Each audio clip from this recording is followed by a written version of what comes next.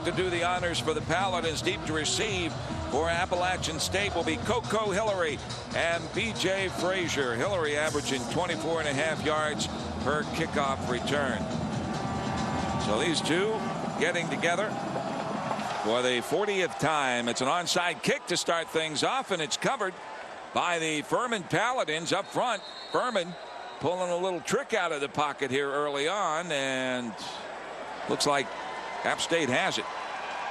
It was recovered. No, it's recovered by Furman, excuse me. Colin Anderson comes up with it. Touching by the kicking team. The ball be placed in the spot of illegal touching. All right. First down. The ball did not go 10 yards. So it will be Appalachian State's ball, and they have great field position to start things off here. Well, it's Halloween, Chuck, trick or treat. Didn't quite work out right there. No, it went 8 yards. It's supposed to go 10. And I guess now we know why they deferred. Armani Edwards, the quarterback, empty backfield for him. Furman with a 4-down lineman, and a quick pass out to the near side. Blake Elder takes it and crosses the 30-yard line down to about the 29, where Ryan Steed makes a tackle for the Paladins in that short dink and dunk game. Armani Edwards has been very proficient at that all season long. You see Blake Elder, he is from Duncan, South Carolina, went to Burns High School. Here's Edwards with Devin Moore back there with him, and now Appalachian State will audible from the sidelines.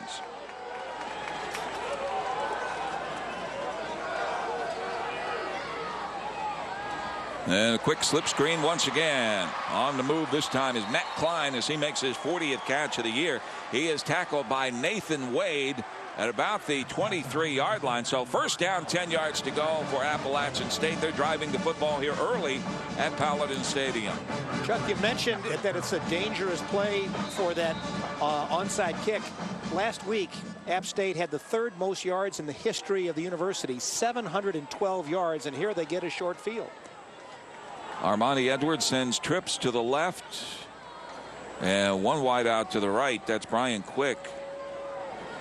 Quick has been the downfield receiver. They're going back to that slip screen once again. Over there is Matt Klein. He takes it, crosses the 20, takes it on down to about the 15-yard line, where Ryan Steed, the third leading tackler for the Paladins, the boundary corner, makes a stop. Chuck, you see the receivers that App State have on the field right now. Matt Klein, Coco, Ryan Quick. These are guys that this week Jerry Moore recognized as some of the hardest working receivers. And you see it right there. That's a bubble screen. Two receivers make a great cut block out there on the edge and get a big play. So it's second down and just 2 yards to go for the Mountaineers. And here's Devin Moore for the first time today. He's cut down for a loss. Nice stop that time by Julian Hicks, a bandit back, as he knocks Moore down back at the 17-yard line. That's the first running play, but the first three passes, all completions, were about the same thing as runs because they're so safe. Devin Moore comes into this game as the leading ground gainer in the Southern Conference. He's picked up 699 yards. Armani Edwards with the empty backfield. Fires a slant, and the pass complete to the tight end. That's Ben Jordan. And he goes to the end zone. Touchdown. Missed a tackle. Furman comes up empty. And we get a flag down in the end zone. This is going to be excessive celebration against Appalachian State. But forget about that. The Mountaineers go through the Furman defense like butter, and it's 6-0. Well, I think App State might have read our keys to the game before the game. We said they needed a fast start. They get the onside kick, huge score. After the play, unsportsmanlike conduct on the offense, number 84. 15-yard penalty would be assessed on the kickoff. All right, so Furman should have pretty good field position to start their first drive. And on to try the point after is Jason Viteras, a junior from Seneca, South Carolina, who is perfect. 32 for 32 this season. And he's still perfect. So Appalachian State jumps out in front early. They lead at 7-0. You're watching Southern Conference football on News 13.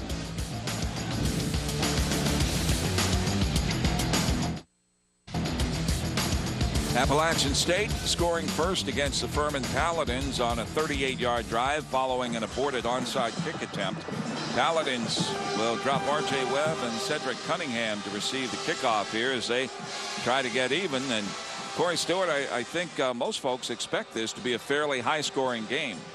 Well, it's always going to be a track meet when these two teams get together back and forth, like we said in our pregame show. And we're going to have to see how Furman responds. They're a team that was down last week, had a rough loss to the Citadel.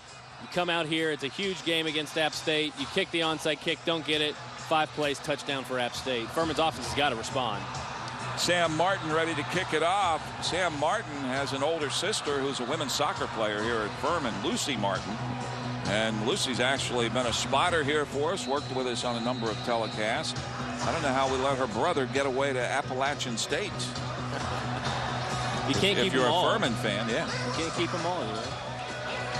Sam Martin ready to kick it off. Webb and Cunningham back to receive after the penalty. Kicks off from deep in his own territory. And this is Cunningham. Cedric Cunningham bounces to the outside out to the 45-yard line. Flag down. Cortez Gilbert makes a stop for Appalachian State. And they're going to tack some on to this one for a face mask penalty, I think. One drive, one score. These teams can put it together. 37 points per game is what the Mountaineers are averaging. 28 a game is what the Paladins are averaging. That's a lot of offense. Yeah, Appalachian State on the season putting up 507 yards a game and just about balanced out. They get a conference among the Zebras. That's a face mask. You got to remember now in college, there is no 5-yarder. Everything's 15, especially when you tackle them by the face mask. Personal foul. Face mask on the kicking team, number 33. The 15-yard penalty will be assessed at the end of the run. Also, after the play, personal foul, late hit on the kicking team, number 5. That penalty will be assessed, 15 yards, first down. Wow, that's a big penalty. That's 3 penalties, and they haven't had a snap yet. That's a 30-yard swing right there for Furman. Jeremy Kimbrough is called for the face mask penalty. He's a backup defensive back, and Cortez Gilbert charged with the personal foul. So that gives Furman the ball at the Appalachian State 25-yard line. First down and 10 yards to go. Jordan Sorrells is the quarterback. You see him, number 9, 6'1", 207, a senior from Greenville, South Carolina. Tesso Uha lines up beside him in the shotgun. And here's Uha running between the tackles, takes it down to the 21-yard line, a gain of about 4. Malcolm Bennett, left side defensive tackle, makes a stop, number 91. Well, this is what Furman has to do today. They have to be able to run the ball and get yards in bunches. Right there, almost 5 yards on the first play. And now they're going to go with the no-huddle offense to try to get the ball and get some rhythm going. Second down, 6 yards to go. Tyler Maples in the slot. Now he'll motion into a wing and will come to this side and gets the ball on an inside handoff. Maples hurdles a tackler. Ball pops loose. Still on the ground. It's a fumble, and who's going to get it? Maples had it pop loose as he hurdled a tackler, and I think Appalachian State came up with it. Furman turns it over right out of the chute. And we'll check the recovery. I think it was Malcolm Bennett who came up with it, the left side defensive tackle, number 91. We've talked about the offenses, and we'll take a look at this one again because the hit there came after a hurdle, and too many times when you leave your feet and you come down, the ball disappears. The ball will slip away. We've talked about how the offenses are dominant. Both teams on their first possession have very short fields to work with. That's never going to make the defensive coordinators happy people. On the handoff, it's Devin Moore, the running back. He gets a couple, knocked down near the line of scrimmage by Justin Brown, the nose man, who got good penetration, along with Chris Wiley. The drive starting at the 14-yard line following the fumble recovery. Here's your Fats Cafe starting lineup defensively for Appalachian State. Unfortunately, they're on offense at the moment. There's an incomplete pass out in the flat. That was intended out there for Coco Hillary. Going to bring up 3rd down and 12 here. 3rd and long for Appalachian from their own 12-yard line. Key down right here for Furman on defense. Like we said in our pregame show, they're giving up 55% of their 3rd down conversions on defense. Your offense fumbles the ball deep inside App State territory. You got to get it back. Anything here right here can be a huge momentum swing if App State is able to move the ball down the field. That ball was tipped by Aaron Riley, the right side defensive end. Penalty from the previous spot. Still 2nd down. Illegal substitution on the Paladins right there. So that kind of gets Appalachian out of jail a little bit. They're going to be 2nd down and 12 or 2nd down and 7. We'll see here as they mark off the 5-yard penalty from the 12-yard line, move it out to the 17. And it's going to be 2nd down and 7 yards to go. Armani Edwards out of the shotgun. 6 feet 184, a senior from Greenwood, South Carolina. Handoff going to Moore. He finds a little seam and takes it out across the 20 to about the 22. Will be a couple of yards shy of the 1st down. Julian Hicks, a bandit back for Furman, makes a stop.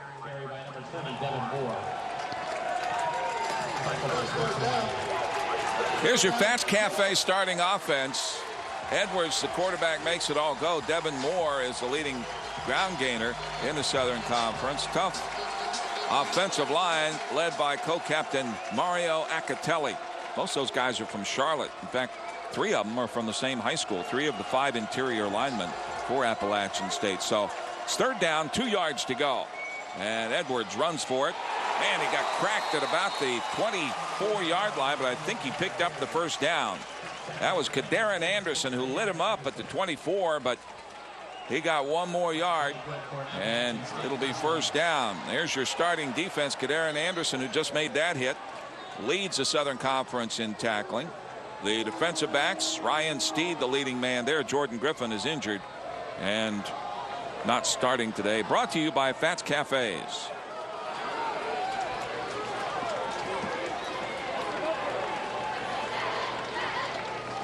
Play action, and the option goes to Moore. He gets knocked out of bounds at about the 26-yard line, a gain of 1 or 2. Max Lerner, the rover back, over to make the stop for the Furman Paladins. So a short gain off the option as they run back to the weak side, Corey Stewart.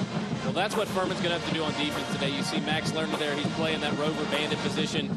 He's got to be the alley player. And by alley player, we mean you're going to have 2 wide receivers blocking the edge. The pitch man's going to try to cut up in between there.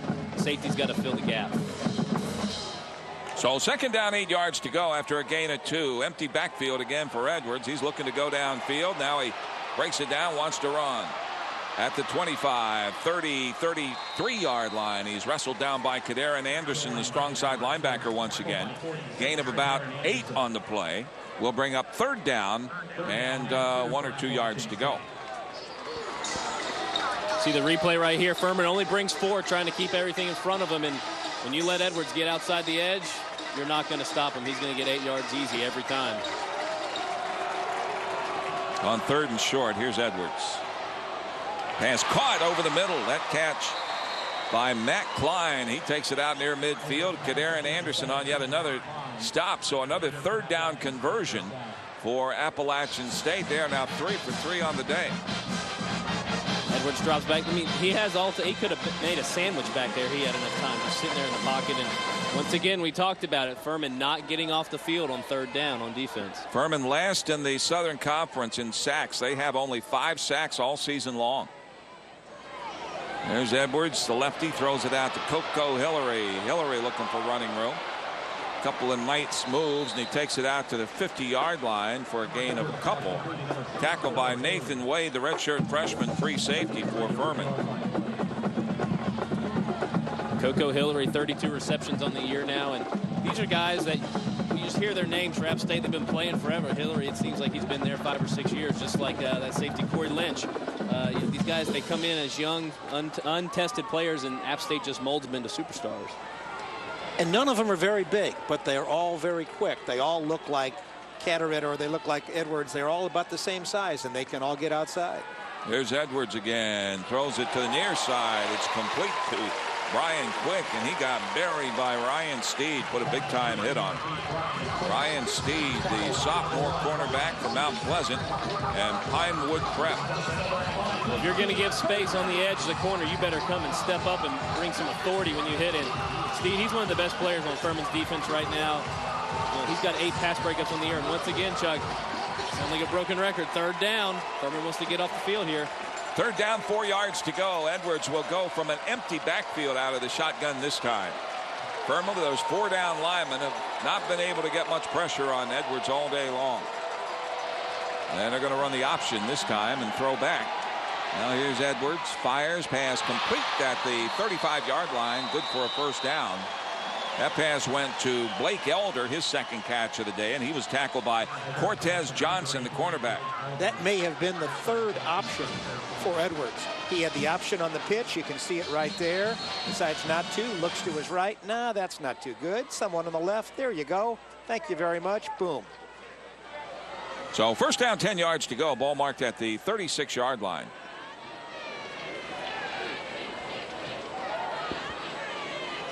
App State so far on the day, 100% on 3rd down conversion. And right there, Chuck, that's another option. That's another example of why Armani Edwards is so lethal at quarterback. The Furman defense had to respect the run, and therefore the pass play was wide open.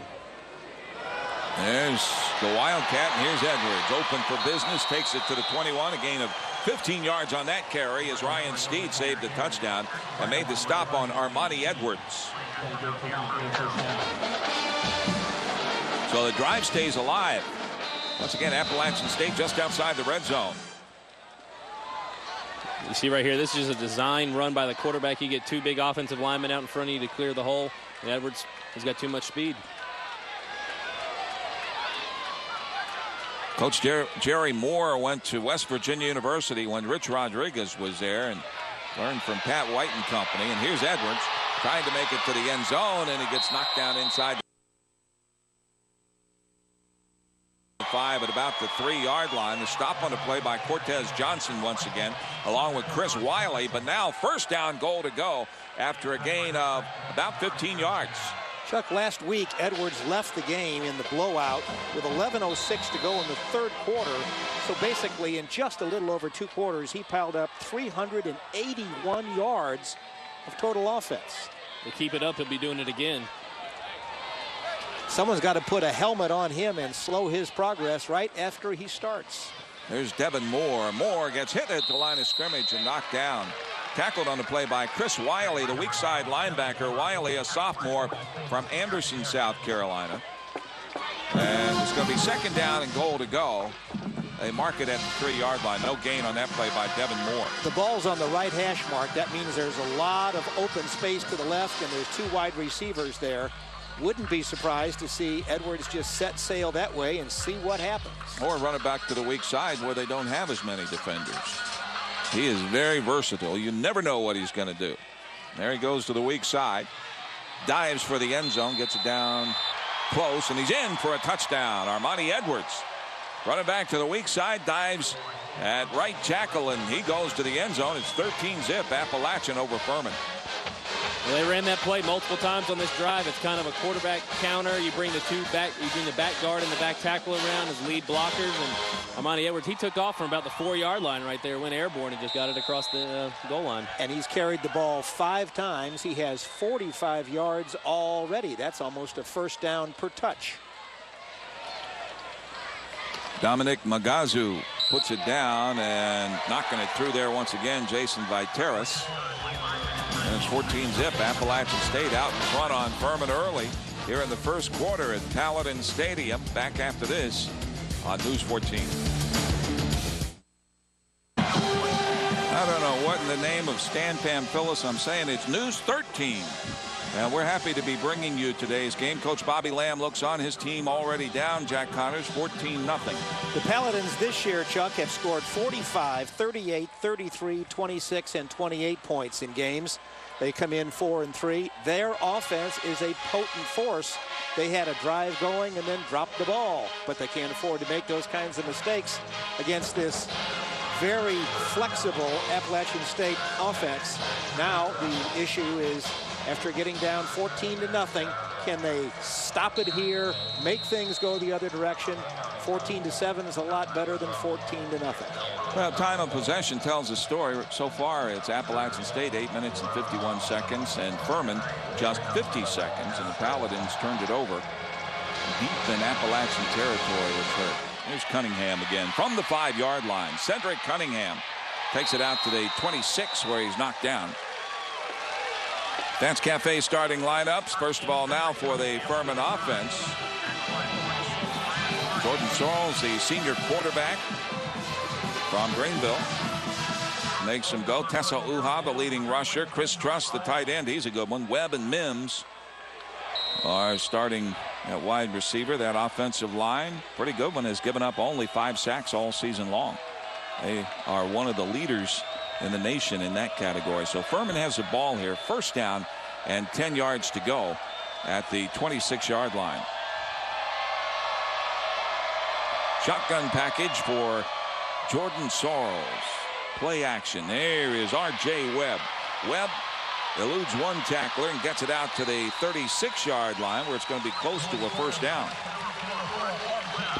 This is the kind of offense that Furman likes to run. It's a little underneath route where you bring Webb, who's a slot receiver, usually drag him across, run everybody off, and right there Jordan Sorrells with a good completion. Dance Cafe starting lineups once again. DJ Smith at one linebacker. He's on the weak side. Jacques Roman on the other. They are two very good ones. The defensive backfield led by Mark Legree, the junior, and also Cortez Gilbert. So second down and 1 yard to go. Maybe less than 1 yard. Is Tesso Uha. He has first down and more as he takes it out to the 36-yard line where DJ Smith and Jacques Roman combine on the stop. Big Tesso Uha right there for Furman. This guy averages 4 yards a carry. It's not too hard for him to get 1 yard, but if Furman's going to climb back in this ball game and stop the bleeding, if you will, you're really going to have to run the ball, control the clock here, get a nice drive, get some first downs, and relax and try to get some points on the board. Sorrells will go from the shotgun once again. Colin Anderson's in there at a wingback. They trap with him and hand it off to Tessa Uha, who gets out to the 45-yard line where strong side linebacker Jacques Roman closes him down. Also there Dominique McDuffie for Appalachian State. So it's a gain of about 3 yards. Going to bring up second down and a long 6 yards to go. The Paladins like to throw the ball, but it may be a better strategic move, as you said, Corey, to make sure that they keep the ball on the ground and keep the ball out of the hands of the App State offense. Trips to the right this time for Jordan Sorrells. They line up with Chris Truss over on the left side. He's a tight end. Sorrells, nice throw out there, and that is Adam Mims, who makes his 51st catch of the year. Mark Legree, the safety, made the stop. Mims coming in, the second leading receiver in the Southern Conference. And that got Furman about 4 yards. It's going to be third down and 3 to go. We see Adam Mims from Spain Park High School in Birmingham, Alabama. Well, we talked about the Furman defense having to stop App State on third down. The inverse is the same for the Paladin offense. Convert on third down. Keep the drives going right now. They're moving the ball, getting some good action on play action right here. And Jordan Sorrells is going to try to, again, read the defense and try to get a good play. Colin Anderson in there at a wing once again. The setback with Sorrells is Uha. There's a quick flip over the middle. And Adam Mims has it in the first down. He gets about 7 yards on that play. Mims rolled out of bounds by Cortez Gilbert, the left side cornerback. Let's go to the sidelines, brought to you by the Mass General Store. Here is Robbie Ross. Robbie. Thank you very much, Chuck. We're down on the stadium floor, and as you said during the pregame show, a cool and crisp, foggy and rainy day. The rain has picked up a little bit earlier in the first quarter. It's slowed down to a drizzle now, so we're hoping to keep the footballs dry and the weather away. Back to you, Chuck. So it's first down and 10 yards to go for Furman for the second time today. The Paladins in Appalachian State territory. Furman down here, 14-zip. And on the counterplay, they give it this time to Tesso Uha. Doesn't get much, maybe only 2 yards. Let me correct that. Walt Leonard, number 29 on the carry rather than Uha. Jacques Roman made the tackle. Now Furman very beat up at running back, especially tailback. Jerry Williams has a sprained ankle. Mike Brown has a concussion suffered last week against the Citadel. Both of those very iffy, and we've seen neither one of those so far today. Both of those are really tough injuries. Jerry Williams right now has really been an amazing bright spot for the Furman offense this year. He's a young freshman who's rushed for 359 yards and averages 5.4 yards a carry. And he is the leading rusher for Furman coming into this game. Here's Sorrells from the shotgun, and the ball picked off, intercepted by Dominique McDuffie. McDuffie down the near sidelines is knocked out of bounds inside the 30-yard line by Ryan Lee, the big left side tackle for the Paladins. So another turnover, and Appalachian State in business once again with great field position deep inside Furman territory. That was a crossing route you'll see right here was intended for R.J. Webb, but the safety was able to slip right in front. It wasn't even a very difficult interception, and then he's off to the races. He missed Webb by a bunch. That looked like the intended receiver was Dominique McDuffie, who got the pick. So mark it at the 25-yard line. First down and 10 yards to go as McDuffie and company celebrate on the sidelines. Armani Edwards will hand it off to Devin Moore. He gets 2 tough yards right up the middle before he's knocked down. Will be second down and 8. We are late in the first quarter now. Aaron Riley, right side defensive end, makes the stop. We talked about Jordan Sorrells in the open, how he needed to have a good game in the quarterback position for Furman to be successful. And, you know, Jordan last week, he had a great game, but he threw 2 very vital picks in the end zone that cost Furman a game. And, you know, you look at the total offense right now, App State 121 yards to Furman's 43. Armani Edwards on second down and 9. Rolling to his left now. Edwards going to fire, and the pass is almost picked off. That was thrown in near the goal line. The intended receiver there was Brian Quick, or was it Blake Elder? Blake Elder, the intended receiver, but that ball was thrown in late as Elder slipped and Cortez Johnson had the coverage. We got a situation where both defenses used to playing against right-handed quarterbacks are playing against left-handed quarterbacks. It's kind of like making the first step with the wrong foot. Play after play after play. It's just not what you're used to. So third down, 9 yards to go. Edwards going to run the quarterback draw, has a man wide open over the middle, and the pass is dropped by Coco Hillary at about the 6-yard line. Hit him right in the breadbasket. And there was no one within 5 or 6 yards of him. Well, right there, Furman brought a blitz. It almost looked like a delayed blitz, and then they had a spy who was waiting on Edwards if he broke contain. He broke contain. The spy who was sitting in the middle of the field looked like Darren Anderson broke off his route, and if Hillary catches that ball, App State's marching. So it brings up fourth down and 9 yards to go. The ball is at the 24-yard line. And Jason Viteras is on to try a 41-yard field goal. Kick is on the way, and that kick is no good. Wide to the left. Viteras lines up one and misses. He was 12 for 16 coming in. He misses a 41-yarder, and Furman dodges a bullet. That could have very easily been a turning point. You get up by 3 scores. It's a little different offensive play calling that you have to consider. That's about the first thing that App State has done wrong, with a fumble recovery, with an interception, and 2 drives, their first 2 drives, both touchdown drives. No, you're right about that, Jack. If Furman had given up a touchdown there, even maybe 3 points in a field goal, you really have to change your offensive mindset, and you're really kind of limited in terms of what you can call, is you've got to move the ball down the field and get points. That's Carroll McCray, the offensive line coach for Furman, talking to the official. Bobby Lamb looking on, his team down 14-0 as Furman goes to work. First down and 10 yards to go. Play action. And here is Sorrells. Throws it out of bounds, intended for R.J. Webb. And great coverage that time by the Appalachian State DBs. Dominic McDuffie was there once again. You see head coach Bobby Lamb and his record here in 8 seasons with the Paladins, 60-32, but he's had a tough time against Appalachian State. Only 1-7 against the Mountaineers. And that's a tough record, and for those who have followed this rivalry over the years, there have been some crazy plays. The Miracle on the Mountain, that was Bobby's first time to ever play the Mountaineers. Can you imagine that being your first game against one of your biggest rivals? Yeah, I don't know if we have a clip of that, but that was a wild play late in the game, and Furman had it salted away, and it didn't happen. There's Sorrells. He gets sacked back at the 18-yard line for a loss of about 6 yards. Tony Robertson gets his second sack of the season. He just got a handful of Jordan Sorrell's jersey and wouldn't let go. And that was really a coverage sack, Chuck. There was plenty of time to get the ball out, but you can't expect your offensive line to hold him over and over and over again. And eventually you're going to have to dump that ball off. That time, Bobby Lamb decided to go deep, or wanted to go deep, twice. Well, the first quarter's all over as you see Coach Jerry Moore on the sidelines and his record. He's leading coach victory-wise in Southern Conference history. We'll take a break and come back.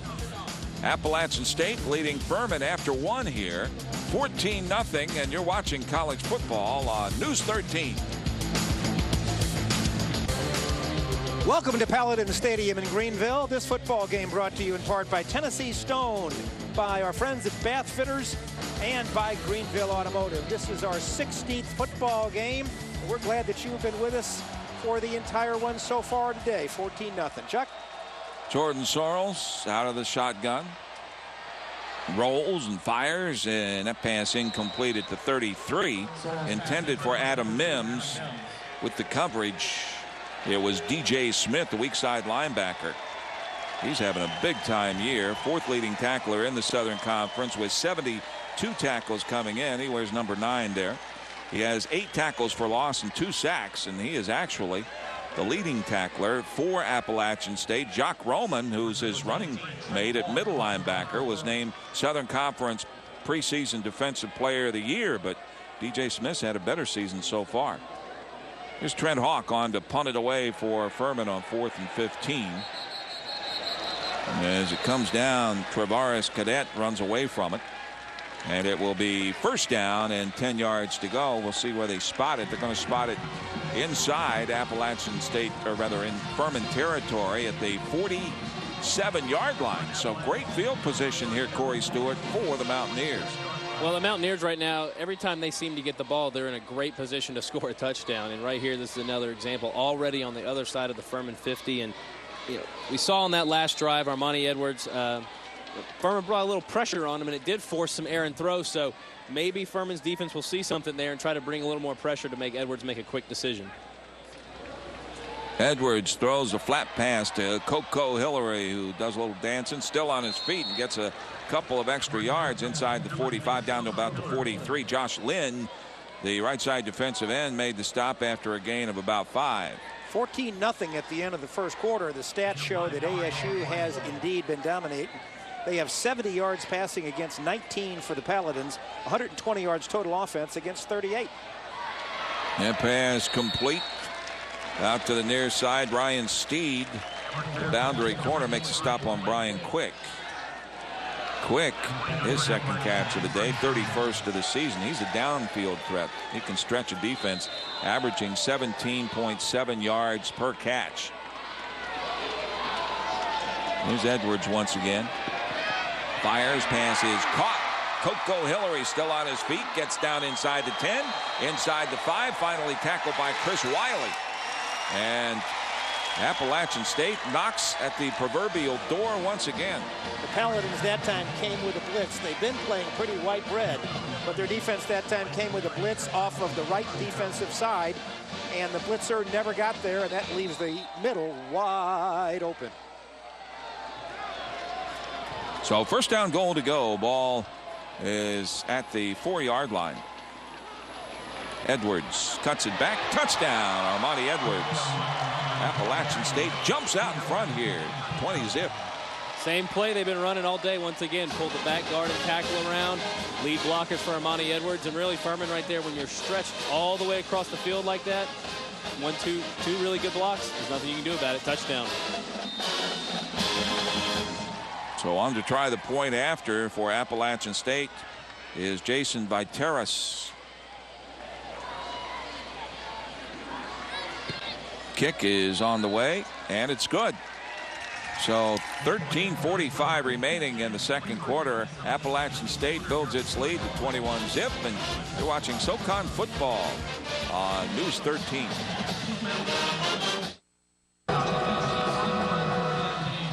Watch the touchdown once again by Armani Edwards. Just cuts it back there at left tackle, and nobody touched him. Big touchdown there for Armani Edwards, and now you're down 21-0. Furman's offense. Your game plan completely changes. Now you really can't focus on trying to run the ball in 3- and 4-yard and 5-yard clips. You've got to be able to throw it downfield and get points on the board. See the scoring drive, 47 yards after a punt that went awry. 4 plays, ate up 1 minute and 1 second off the clock. They scored in a hurry, and it's 21-0. Sam Martin ready to kick it off once again. And it comes down to Cunningham once again at the 10. Cedric Cunningham. Nice return out across the 35 to about the 38-yard line. And he is tackled by Demery Brewer along with along with Zan Thomas. Hey, Corey, we were talking during the break. It looks so easy the way that Edwards is running this offense. It doesn't look like he has to make a lot of decisions or work hard. When you have such a multi-purpose threat at quarterback where he can hurt you with his arm and hurt you with his legs, you don't need a lot of deception to do what they're doing. You just got to be able to threaten the defense at every position, and they have to defend all 11 players at the same time. Sorrells under center on 1st and 10 at the 38-yard line. Little flip in the flat, and that's Adam Mims gets across the 50 down to the 45-yard line. Playing devil's advocate here, Corey, I think that Furman has 43 minutes to play here in this ball game. They're down 21-0, but I don't think you throw in the game plan just yet. You don't toss that in. You come down, you get a score, you peck away, then you get a stop somewhere, get another score, and you're back within a touchdown. Well, what they need is something positive. They need a touchdown right here, and you see Jordan Sorrells. They've moved to a little more under center I formation stuff, which, from what I've seen on tape and watching Jordan, he's a more comfortable player in. But you're right, Chuck. You don't need to worry about trying to score up Hail Marys every play. You just need to get something positive going. Sprint draw goes to Tesso Uha. He finds a little seam at right guard, takes it across at 35 to the 33-yard line where the nickelback Dominique McDuffie makes a stop. Chuck, the reception that Mims just had moved him into 5th place in Furman career receptions. He has passed Patrick Sprague, who played here from 2004 to 2007. Adam Mims now has 122 receptions. The next one will tie him for 3rd. And we all know that Patrick Sprague caught the winning touchdown pass the last time Furman beat Appalachian State here back in 2005. Caught that pass from Ingle Martin. And here's Cedric Cunningham. On a reverse, takes it across the 30 down to about the 27-yard line. Jock Roman, the linebacker, made the stop for Appalachian State. So Furman moving the football. And this is the best they've moved the ball all day long. Well, this is what Furman, when you get down like this, you're down by 21 points, you turn to your senior leadership. It starts right there on the offensive line. Haynes, Cockburn, and you got Jordan Sorrells playing quarterback. You got to turn to those guys, your leaders, and say, we got to go do something. We're not going to let this happen. Motion man is Colin Anderson. Fake the handoff and throw. The pass is caught at about the 24-yard line by Cedric Cunningham. He is tackled by Ed Gainey, the right side cornerback from Winston-Salem, North Carolina. That got Furman about 5 or 6, so it's going to be 3rd down here and about 2 yards to go. And we've talked about how good the offense is for App State. They have given up 24 and 35 and 34 points, so they can be had defensively, and Sorrells is moving the chains and keeping the ball in his possession on this drive. 1st down, or rather 3rd down and 1 yard to go, and the handoff going to Uha. He picks up the 1st down to about the 22-yard line where he's tackled. Stopped by Jock Roman, the middle linebacker, once again. So Furman will move the sticks here. 1st down and 10 yards to go at the 21-yard line. Well, Chuck, that's the 4th play on this drive that Furman has used where Jordan Sorrells is lined up under center. And they might be trying to go back to something there that App State hasn't seen Furman do a lot of this year. Now he's obviously back in the gun right now, but lining up under center, you have to defend that differently. You have to line your linebackers up and your safeties up differently because you have more guys on the line of scrimmage that can block. Sorrells from the shotgun this time on 1st and 10. The option, and here is Mims at the 15, spins down to the 11-yard line. Tackled on the play by Mark Legree, the safety man. So they run the option with the wideout, Adam Mims, out of the shotgun package. And it's going to be Now, this is something that I noticed earlier in the game was whenever Jordan Sorrells ran that read option out of the gun and he came around the end, no one from App State followed him. No one gave him any thought of mind. No one even looked to see if he had the ball. And right there, when he turned the corner, there was no one for 15 yards, and Mims had a great game. So a first down, a gain of 11 yards for Adam Mims. The ball is at the 11. And Furman in the red zone here. Hand off, Uha. Uha inside the 5 down to about the 3-yard line. Tackled by DJ Smith, the weak side linebacker. So a good gain on first down. Furman on this particular drive, Jack Connors, has been able to get good positive yardage on first down just about every time. And they've been faking inside on the last 3 plays and then doing something either in the air or running outside. You have to respect Uha just because he's such a pounder inside. That time he got the ball and made about 3 yards before he was touched and got it close, well, inside the 5-yard line. The shotgun package for Jordan Sorrells once again. There's Mims in motion, and they hand on a counter play to Uha. Stretches out and gets to the end zone. Touchdown. Paladins are on the board. It's 21-6. And they didn't change what they were doing, Chuck. They stuck with the game plan. They said, we got to keep chipping away. And that's a huge momentum swing right there for Furman, something they desperately needed. That's a simple belly series that just goes inside. They pull a guard, and Uha just runs right behind where the guard was and just takes a couple of steps and dives into the end zone for score 1. Well, Jack, you talked about him being a big load. He's 218 on a bad day. That's what he's listed, but he's much bigger than that in person. Plus a low center of gravity as well, as Matt Cesare kicks the extra point through there. So Furman gets on the board here in the second quarter. Appalachian State ranked 7th in the country, leads the Paladins 21-7 on News 13. You see Tesso Uha as he takes a handoff and scores his 9th touchdown of the season. Just a little 3-yard dive play, and Tesso's, once he gets that low center of gravity and all that weight going forward, he is hard to hold the negative yardage. You see him on the sidelines from Gainesville, Georgia, went to Riverside Military Academy. He even calls Corey Stewart, sir. I've heard that from time to time. Yes, but he's a great young man, very fine gentleman, and you're right about that, Chuck. He is a very disciplined player all around. And then you see here their scoring drive, 8 plays for Furman, 62 yards, something they desperately needed. Now they're back in the ball game, really. Kickoff comes in short from Chaz Short, and it's bobbled very briefly. And B.J. Frazier fumbles a football, and it's on the turf again. That ball has been bouncing all over the place. Let him unstack.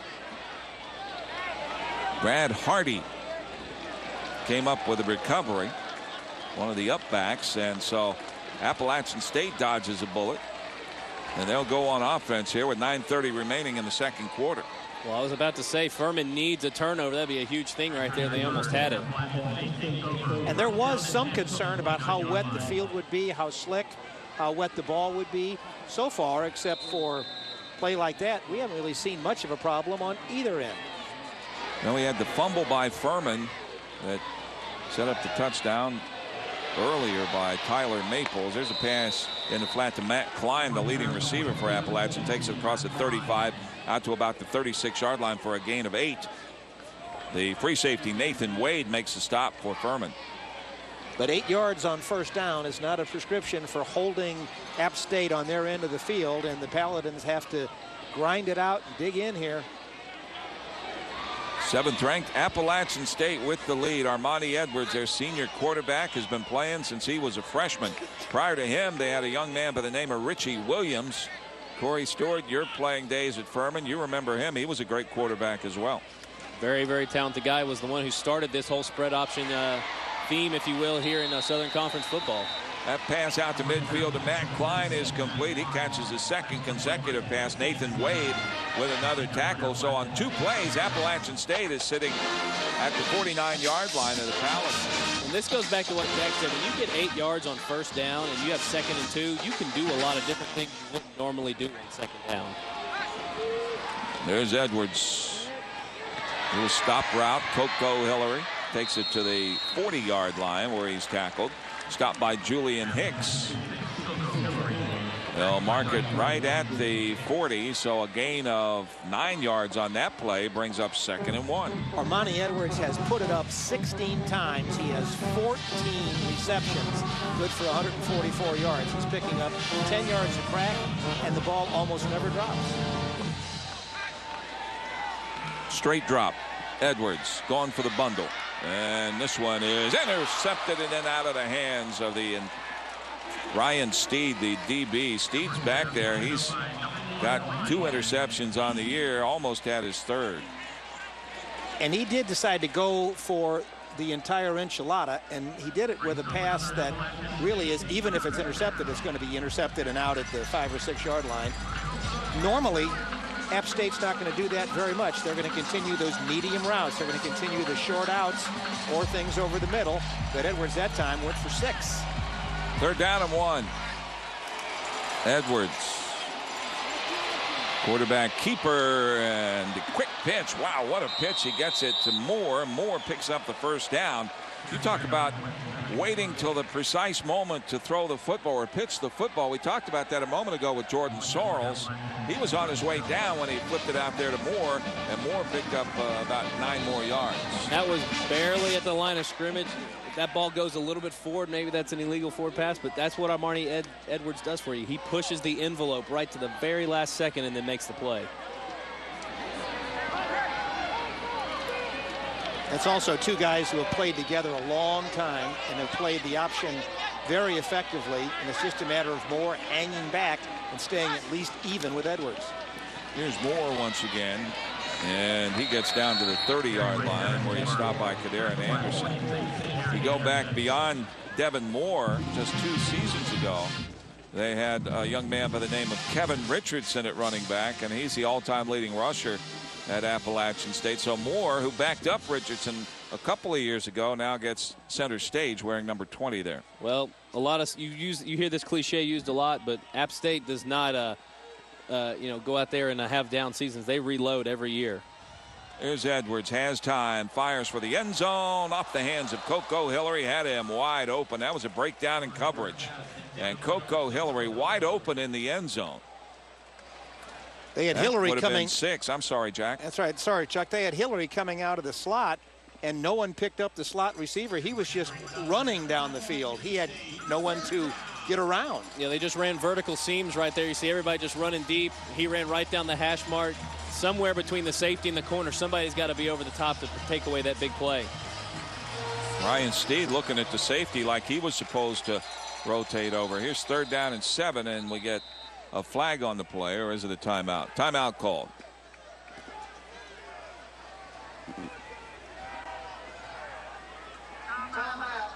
Furman, that's their first charge timeout of the first half. All right, we'll take a break and come back. Appalachian leading Furman here 21-7, and you're watching college football on News 13.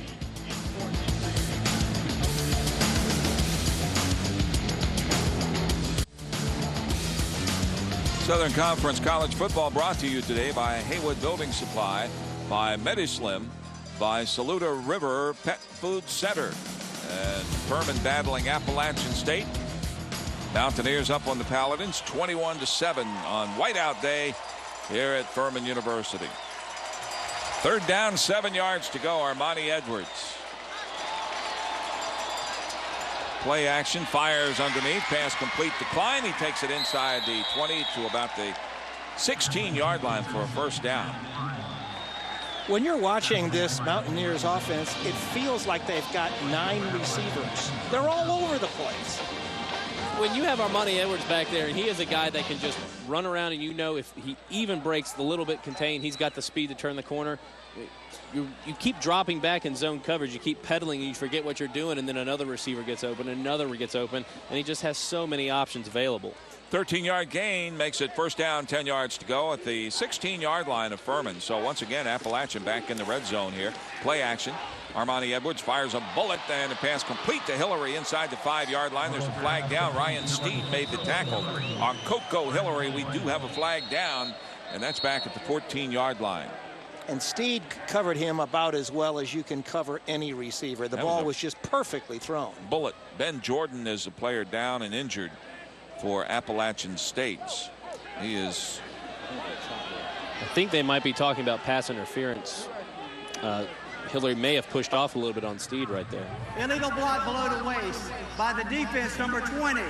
The penalty is half the distance to the goal from the end of the run. First down. That's Mitch McGrath.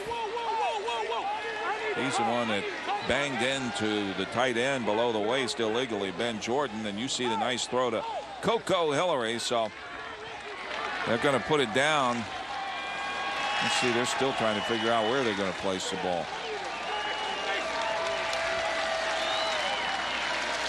Jerry Moore out of Baylor, class of 1961. He was a former coach at Texas Tech out in Lubbock before coming to Appalachian State, and he's had a great career at Boone. 183 and 75 in his tenure, which is now reached about 19 years. There's the officiating crew from the Southern Conference. Rodney Burnett, the guy in a white hat. Wayne Rigsby, the umpire. Headlinesman Kevin Cody, and all the rest. So they move the ball half the distance after the penalty. That puts it down at the 1-yard line. And here's Edwards, and he goes into the end zone. Touchdown. Armani Edwards gets another touchdown, and it's 27-7. That's his third rushing touchdown. 7 carries, 50 yards. He's averaging 7 yards a carry.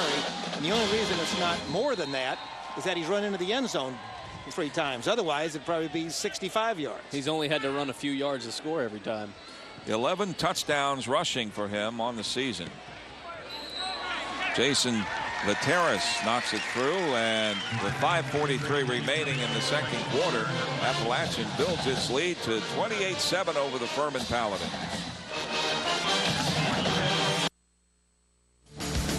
Thanks for joining us again here on ABC News 13. Mountain Dew is one of our sponsors for our football season, along with Virginia College and our good friends at Appletree, Acura, and Honda. 28-7 is the score, and it's not unusual to see this many points going up. In their last 49 games, App State has scored 30 or more 39 times. That's 39 out of 49 that they have given 30 or more on the board. They lost the first 2 games this season, one to NC State and one other at Boone to McNeese State, the McNeese State Cowboys, and they've been on a roll ever since. Here's Cunningham again from the 5. Breaks a tackle, trying to bounce outside. Turns on the Jets and gets knocked out of bounds on the far sideline by Ed Gainey. So a nice return once again by Cedric Cunningham. If there's been one bright spot today for Furman Paladins, it's been Cunningham. That guy has been picking the ball right here. Look at his return. This is great vision. See, you gotta, when you're returning the ball, you always got to know that there's always a way to bump outside. And then you turn on the Jets right there. He only had one man to beat, but great return, giving Furman good field position here to start the drive. Got a little friendly bump there in the sidelines by Rashawn Phillips. So first down 10 for Furman. Ball at the 38. Sorrells has gone all the way at quarterback. Rolls and fires in the pass. Caught in Appalachian State territory at the 44 by R.J. Webb, the senior from Pickens, South Carolina. So Furman moving the football once again. Problem is the Paladins are down 3 touchdowns. And on their last possession, you could see that Sorrells was doing some more of this. He rolls against his normal side, completes a first down pass. Their last time they had the ball, long drive for Furman, touchdown for Furman. They just have to keep it up.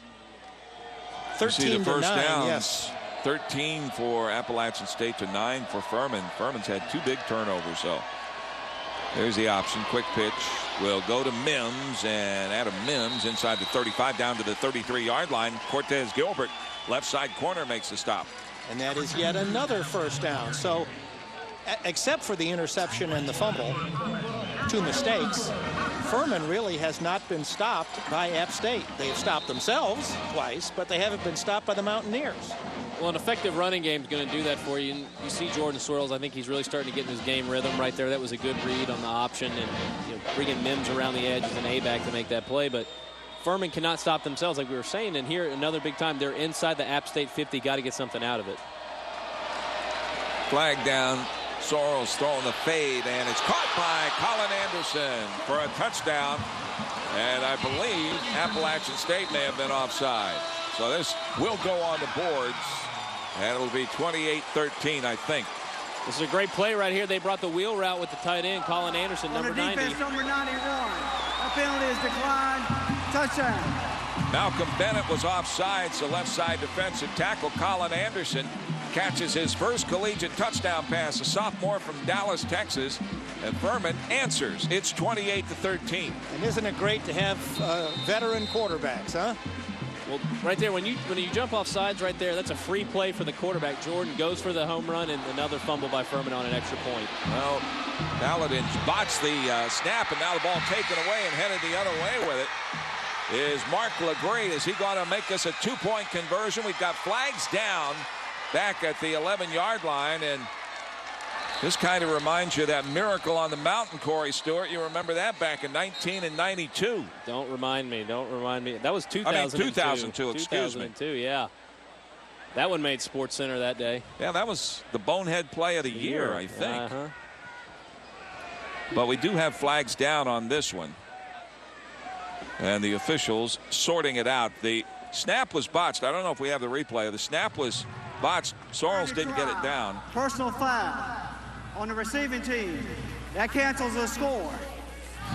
All right, so the try for point after is no good. They wipe out the two-point conversion by Appalachian State's Mark LeGree, who picked up the fumble and rumbled all the way down to the end zone. Normally, had there not been a personal foul on that play, it would have been a two-point conversion. But Matt Cesare turns running back, the senior from Westminster in Atlanta. And I'm sure that's the last thing he thought about when he woke up this morning. Well, that's the third botched extra point this year by Furman on a bad snap.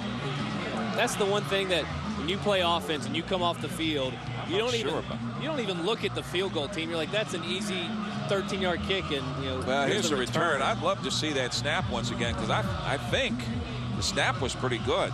I think it just slipped through Jordan's hands. But we'll have to take another look at it later on. Armani Edwards is going to be at the helm again. The 14-yard pass to Coco Hillary on the last play before Edwards went for the TD on the ground gave the App State quarterback 9,000 passing yards and 4,000 rushing yards for his outstanding career. That's the first player in the history of Division I football to ever do that. That's quite a record.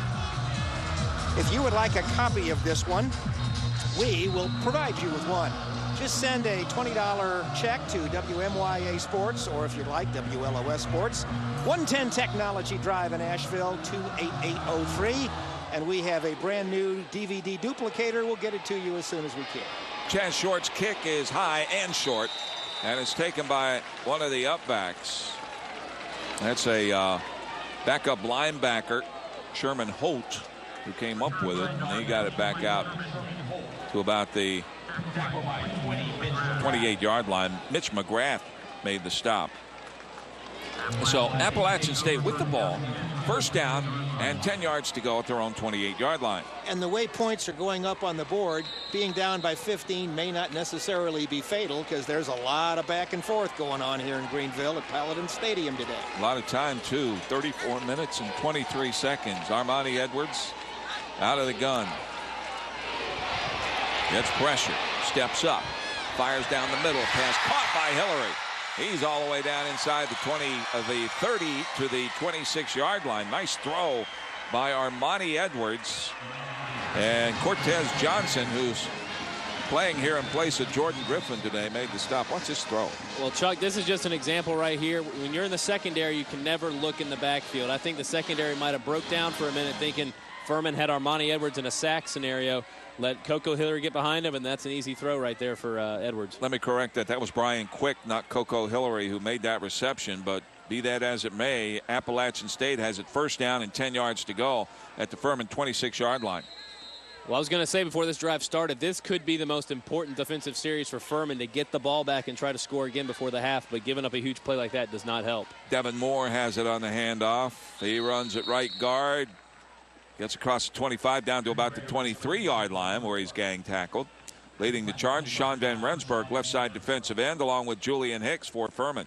And with 4 minutes to go, or just under that here in quarter number 2, that is 217 yards passing for Edwards already.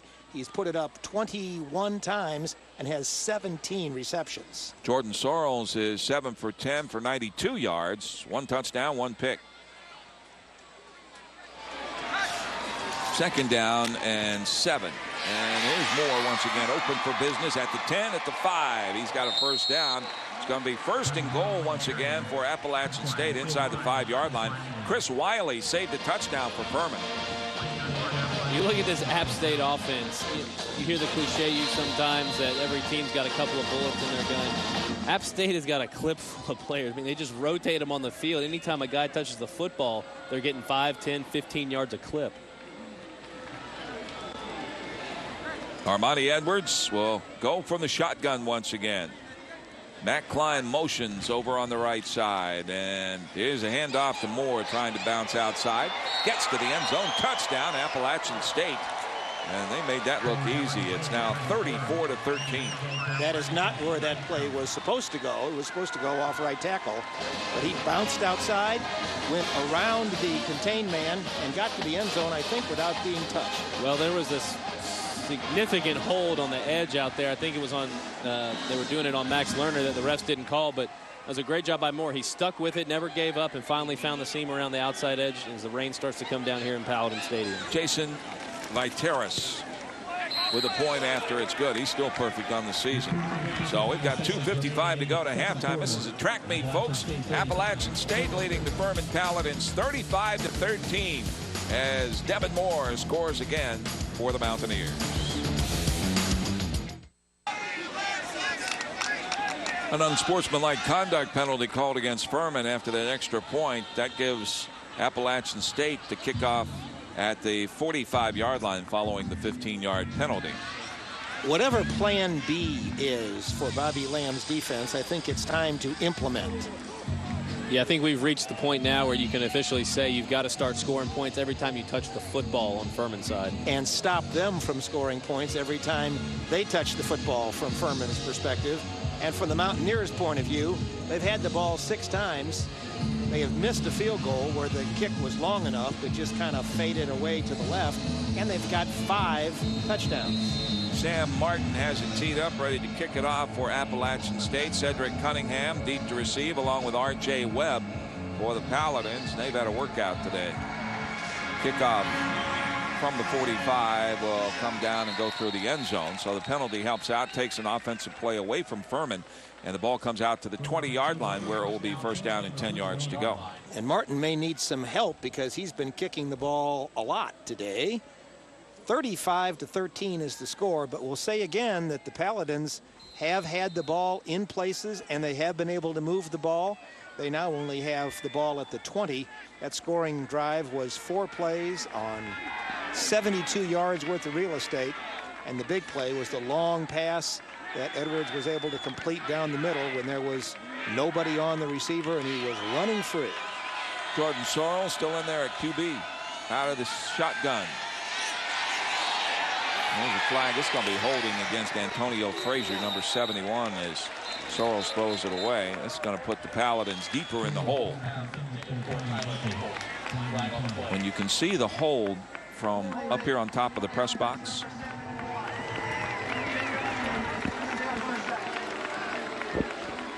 He'll be holding. See the hold right there. Now, as a former offensive lineman, I don't believe in this penalty. But you never held in your life, did you? You know what? It's not technically, it's a fine line for what a hold really is. Especially if you're inside the tackles right there. You can get away with a lot. Well, I'll tell you something. When they define offensive holding in the dictionary, and right beside that definition is a picture of you. It is a picture of me. That is right. Yeah, that's it. This is holding. Second down 10. Or make it first down and 20, excuse me. And handoff going to Uha. Another flag comes flying in there. Tesso Uha on the carry. And he is tackled very quickly by Tony Robertson, the left side defensive end. And I think Mr. Robertson may have been a little eager. It's number 46. It was. 5-yard penalty, still first down. So they mark it off back in the direction of the Appalachian State goal, as it'll be placed out at the 15-yard line. First down and 15 yards to go for Furman now. That's showing Jordan Sorrells right there being a senior quarterback. When you call a play in from the sidelines, the coaches do not set the snap count from that play. The quarterback does it, and Jordan Sorrells there taking advantage of an aggressive App State defense, able to get 5 yards back. Clock is rolling. We have 2:30 remaining in the first half. Furman down by a bunch, trying to get something going on offense here. You look into the eyes of Jordan Sorrells from the shotgun. Play action. He throws it into and out of the hands of Cedric Cunningham. That may have been a little behind him. And it brings up second down and 15 yards to go from the 15. And the rain continues to fall. That's not going to make things easy for either side. But when you're up by 22 points, the rain doesn't bother you that much. When you're up by 22 points, not a whole lot of anything bothers you. Doesn't get any easier for Furman next weekend as they visit the Auburn Tigers down at the loveliest little village on the plain. And Appalachian State will be hosting the Chattanooga Mocs. There's Sorrells. He gets knocked down back at the line of scrimmage. He narrowly averted the sack.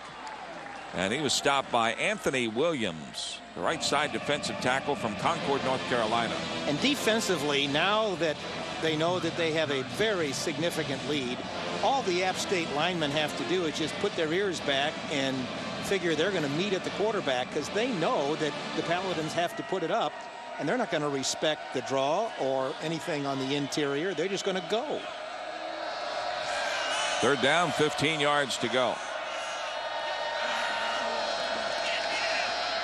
Sorrells flushed out of the pocket. Nice catch in the flat by Uha, but he's going to lose a yard or two. Good defense that time by the Mountaineers as Justin Lloyd, the bandit back, a freshman from Charlotte, North Carolina, makes a stop. It's fourth down. Jerry Moore is now making some substitutions, getting some of the second team guys onto the field, mixing with the first team. We're going to take a break and come back. A minute 29 remaining until halftime. Appalachian leading Furman 35-13.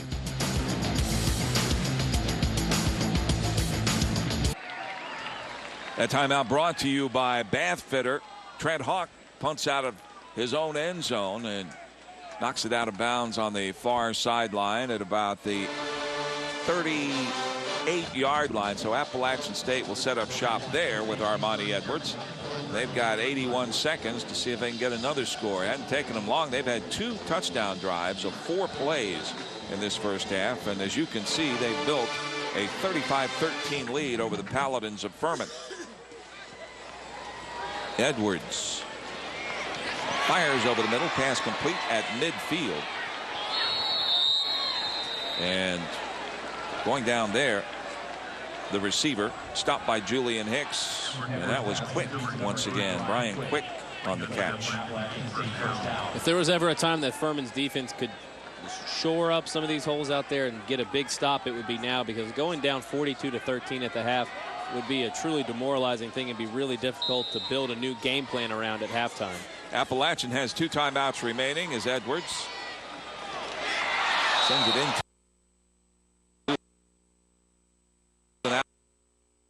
Out of the hands of the intended receiver. That was Quick again. He started to run before he had it. The incomplete pass stops the clock with a minute 3 remaining. Brings up second down 10 at the Furman 48-yard line. You see Armani Edwards on the day, 18 of 23 for 231 yards and 1 touchdown. Those drops really have been the only thing that he's had made him incomplete. Had a bad record on. Otherwise, he's been perfect today. Edwards, pump fake. Now he wants to run. Gets pressure and he sends it into the flat. It's caught out there. Pass was complete to Devin Moore, and he was tackled immediately by Sterling Johnson. see him, number 23, Johnson, 6 feet 210, a sophomore from Decatur, Georgia. Chuck Edwards is 19 for 24, and I think at least 2, maybe 3 of the incompletions were on balls that were either right at someone or just slightly overthrown. I mean, he could very easily be 22 or 23 for 24. He overthrew Coco Hillary in the end zone once, and there have been 2 passes dropped by Brian Quick. Bat Fitter timeout comes with 51 seconds left to go. And if there was any question about whether Jerry Moore would want to sit on this, I guess the answer is not so much. I don't think so. You can't afford to do that at this stage of the game because, you know, Furman can score a bunch of points in a hurry. And I don't think you can take anything for granted in the Southern Conference. There's just some very, very good offensive clubs, starting with Elon. You look at what Sanford does. Citadel last week had a great day offensively. Georgia Southern on any given day can light it up. So I don't think you can sit on any lead at this juncture. Here's Edwards once again. Gets pressure, and he eludes the first tackle. Now a flag goes down. Sean Van Rensburg got an ankle on Edwards. Missed him that time and then came back and got him the second time. We do have a flag down, though. I think we're going to see holding right there on the App State O-line, so it's really not going to matter. But a great job by Van Rensburg. He hit Armani Edwards once, but kept after it and still was able to just get a shoelace to knock him down to get a huge sack. That's the call, holding against Appalachian State for Van Rensburg. That gives him a sack and a half for the year. It's only Furman's 6th sack of the season. That was also a coverage sack on the offense, because there was certainly plenty of time for the completion. Decline, 4th down. Left tackle Mario Acatelli, the senior from Charlotte, North Carolina, is called for the hold, and Furman will decline that. It'll be 4th down from the Appalachian State 47-yard line. This is a unique opportunity right here, Chuck. Furman's going to get the ball back, let's say with, you know, negating the kick here and everything. With about 35 seconds left, you see the penalties on the day. 4 for 50 against App, 5 for 35 against Furman. But Furman has 2 timeouts. They can move the ball down the field and get points before the half, which would be huge for them. Here's Sam Martin. First time we've seen him today as a punter for Appalachian State. And the ball will go to the end zone as R.J. Webb was back there to receive. So it's going to come out to the 20, and Furman's going to have 34 seconds here to see if they can get something going on offense. And if that could happen, and if it's a touchdown, you go into the locker room down 35-20, it feels better. You go in 35-13, doesn't feel very good. Well, you know, you go down 35-20, you're 2 scores down. Getting the ball coming back out of the half, in theory, you could be down only by 1 score right out of the gate in the second half there if you score on your opening drive. So Furman, really, this is a huge momentum setter for the second half, this drive right here. Paladins with 2 timeouts remaining. Then the handoff going to Tesso Uha. He gets maybe 5 out to the 26 or so. Maybe the 25. And the seconds are ticking away here. Furman will go to the dressing room and regroup. Just not sure if I understand that right there. I would have tried to at least try to push the ball downfield at least one time, take advantage of my timeouts before I just took it into halftime. But Coach Lamb decided he's going to go in and regroup. Robbie Ross will be talking with Appalachian State coach Jerry Moore here momentarily for the Mass General Store. Furman finds itself down big time, 35-13.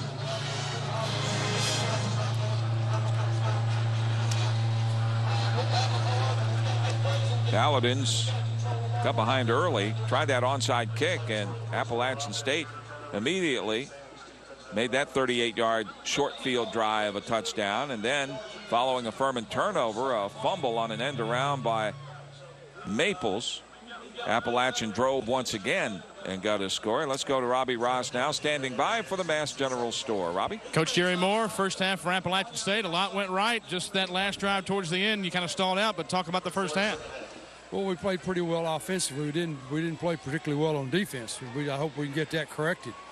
we just made a lot of mistakes. The first part of the ball game was kind of rough with some penalties and things like that. You didn't get any kind of continuity at all. Talk about the adjustments you will make in the second half. Well, we just got to line up in the right spots defensively and tackle well, and not get key penalties that keep drives alive for them. Okay, Coach, thank you. Good luck in the second half. Thank you. Thank you, Robbie. New Balance halftime show is coming up at the half. It's Appalachian State 35, Furman 13 on News 13.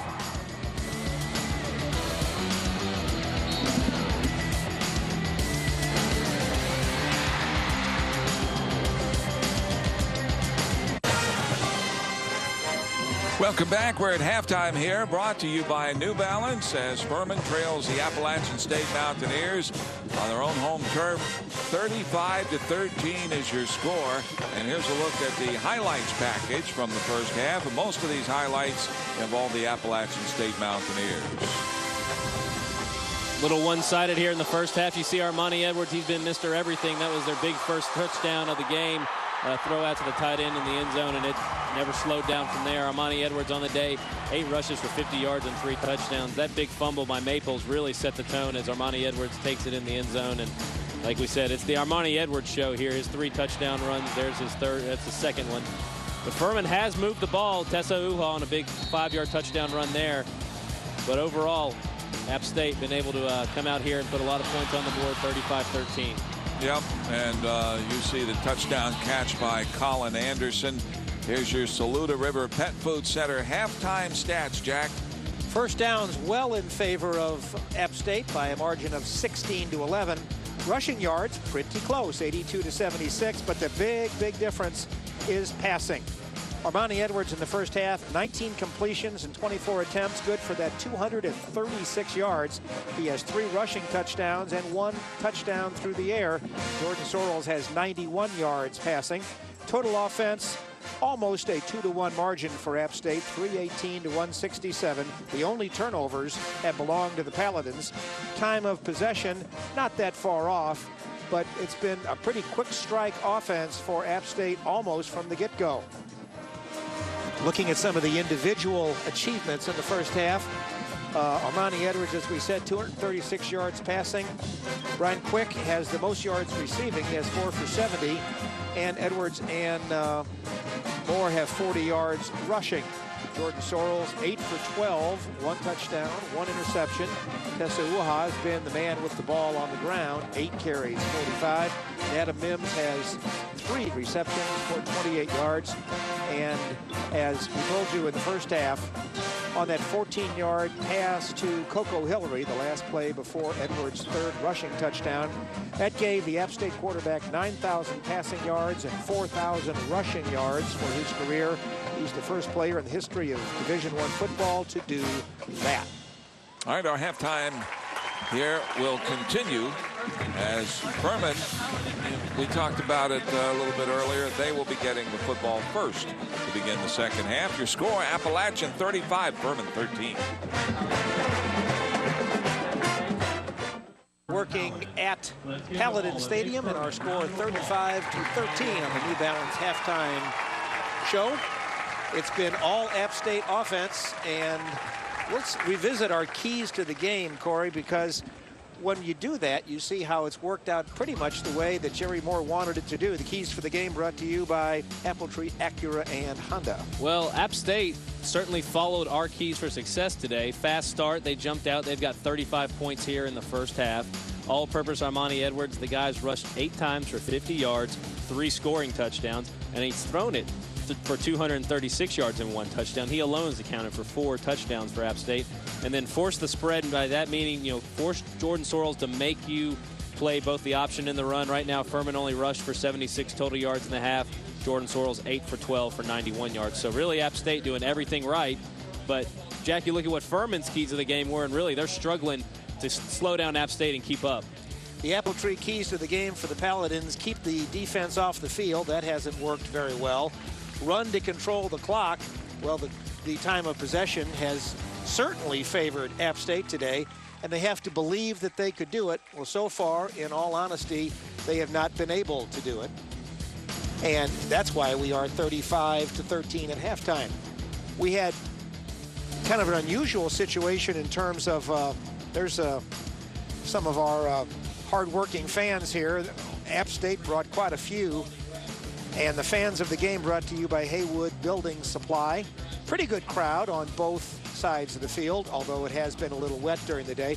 The unusual situation that we had is that both schools brought their bands. So we had the App State band playing the national anthem and before the game, and then we saw the Furman band here at halftime. 35-13 is our score. We're going to start quarter 3 in 5:15. Back in a minute.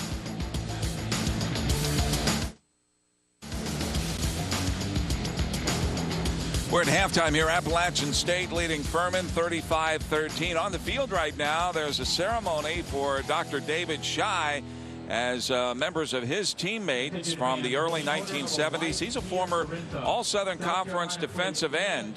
And that group of men played with with President Shy when he was a Furman Paladin back in the early 1970s. And the great Lewis Ivory is out here today. He's a former All-America running back and all-time leading rusher for the Paladins in the early part of this decade. And also Lewis Ivory is a Walter Payton Award winner. So a huge day for Dr. David Shy, Jack, who will be retiring in April. And this is kind of David Shy Day. He didn't even know this was coming. They blindsided him with it and had him down on the field for another ceremony. And the surprise retirement of his number 82. How many other college presidents, Chuck, do you think have had their number retired? Not very many played football. Most of them come out of the academic side, but Dr. Shy has been great for Furman, not only from an academic standard, but also athletics. He has backed the athletic program, and that doesn't happen at a lot of universities. And also backed a great outreach program for the community of Greenville. And the involvement with Furman University and Greenville has been very nice throughout his tenure, which began back in 1994. That is Dr. David Shy, retiring this April as president of Furman University. And isn't it a nice touch that they would spring that on him and didn't let him know in advance? Yeah, somehow he did. He knows everything that goes on campus, but somehow the folks were able to get that by him. Dr. Gary Clark, the athletics director, and the folks here at the Furman University Athletic Department. Here's some sights and sounds of the day. 35-13 is our score. A lot of the sights will involve App State's offense, but there's a great hit by the Paladins. Another big hit right here by App State, causing the fumble, but this is a great rivalry game. These teams are very intense, and it's been a good game so far. Time now for Coach's Corner at the half, brought to you by Glencoe Foam. And here's Robbie Ross standing by with Bobby Lamb. Coach Lamb, second half adjustments? Well, certainly we've got to come out and we've got to take this drive and go score, put a little pressure on them, try to get them off the field a few times. They're playing extremely well, and we're making a couple mistakes on defense. We've got to keep battling, keep fighting, and keep digging. That's what I told the kids at halftime. Talk about containing Armonte Edwards. Not an easy task. Very difficult task, as you can see. We finally got him on the ground there. When you can get him on the ground, you can get stops, but it's very difficult. We're going to see what we can do in the second half. All right, Coach, good luck the rest of the way. All right, thanks, Rob. All right, Chuck, back All up. right, we're going to come back with your second half kickoff. That's coming up. Appalachian State leading Furman here 35-13.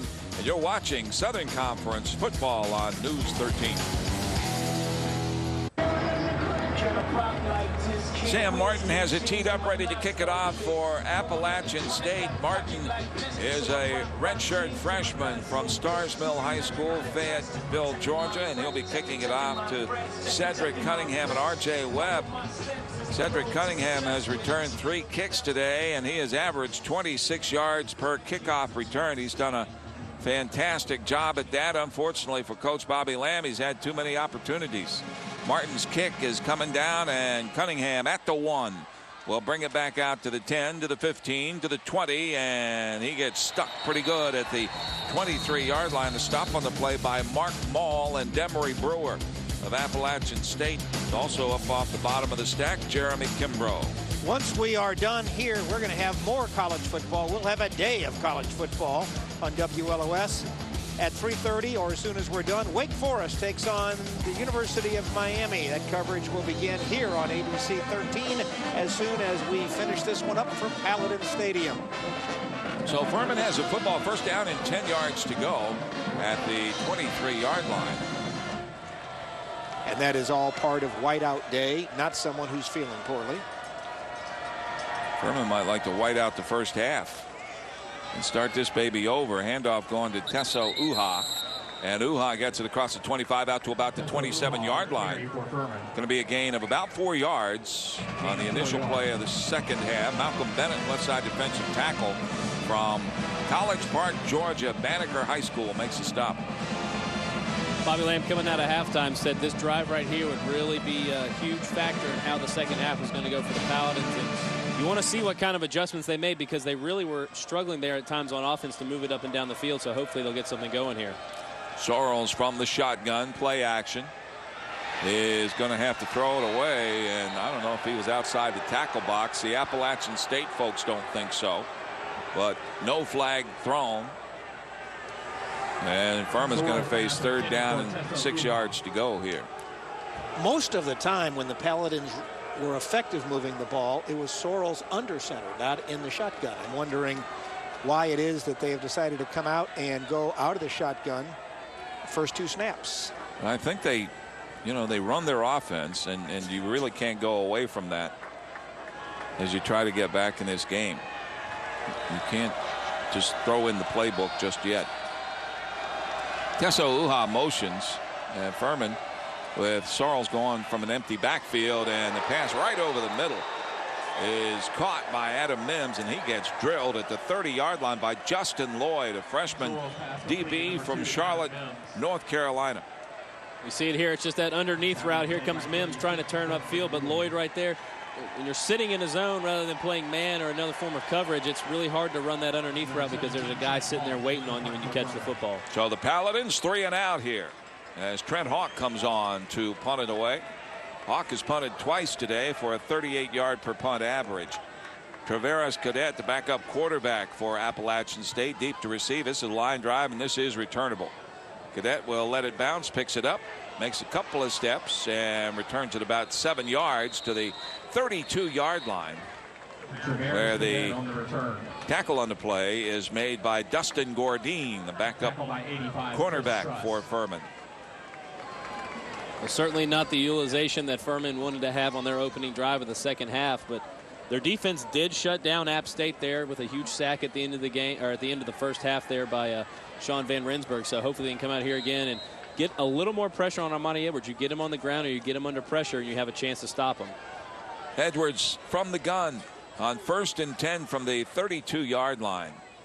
Handoff going to Devin Moore. He gets knocked down at about the 29-yard line for Kadarian Anderson. Here for the Mass General Store, Robbie Ross. All right, Chuck, thank you very much. Standing by with former Furman All-American linebacker Will Bowden. And Will, talk about your thoughts on your days playing against Appalachian State. Oh, man, we had some great games playing against that. You know, I always regret that we had 4 games against them and we lost 2.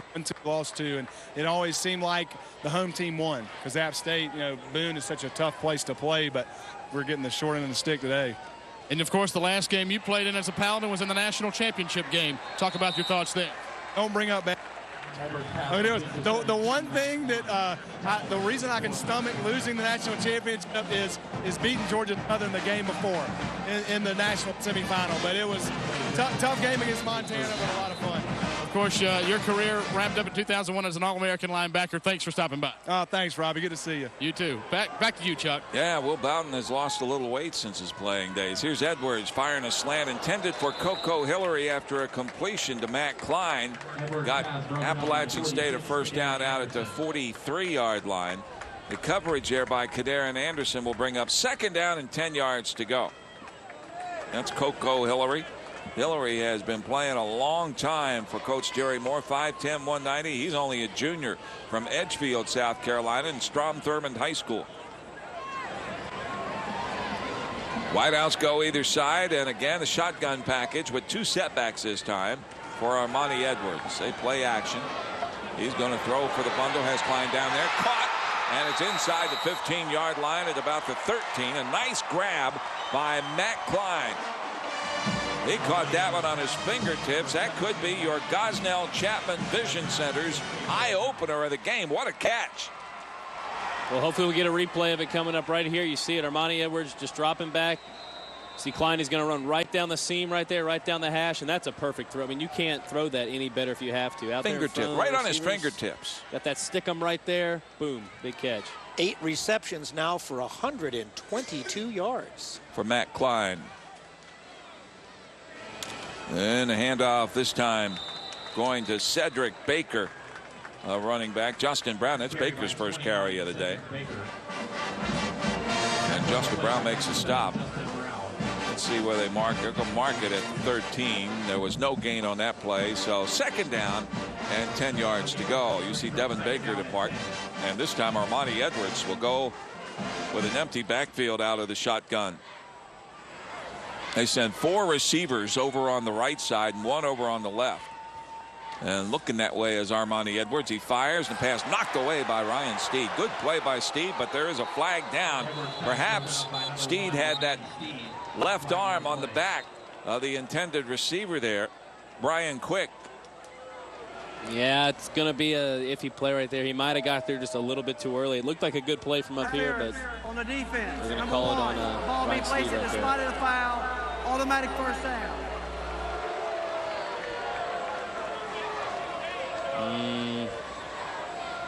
Maybe see anything there. Maybe he had his hand back there before the ball was released, but it looked clear. That looked like a good play. First and goal, ball at the 5-yard line. Appalachian State going for the knockout punch here. They already leave it 35-13. And Armani Edwards looks to the sidelines. He will audible here. The running back there with him is Devin Moore. They run the option out of that. And fakes a pitch, goes to the end zone, touchdown Armani Edwards. That's his 4th touchdown of the day. And you look back a week ago, the Citadel redshirt freshman quarterback had 4 rushing touchdowns on the day. Miguel Starks. So Starks got 4 last week against the Paladins. Armani Edwards says, hey, that's okay. I'll get 4 rushing too. And I've still got 11-11 to go in the 3rd quarter. These guys just look unstoppable, and Armani Edwards right there, he just knows how to run this offense so well that it's so difficult. It's almost impossible to stop him. Jason Vateris gets the extra point, and Appalachian State way out in front here, 42-13 over Furman.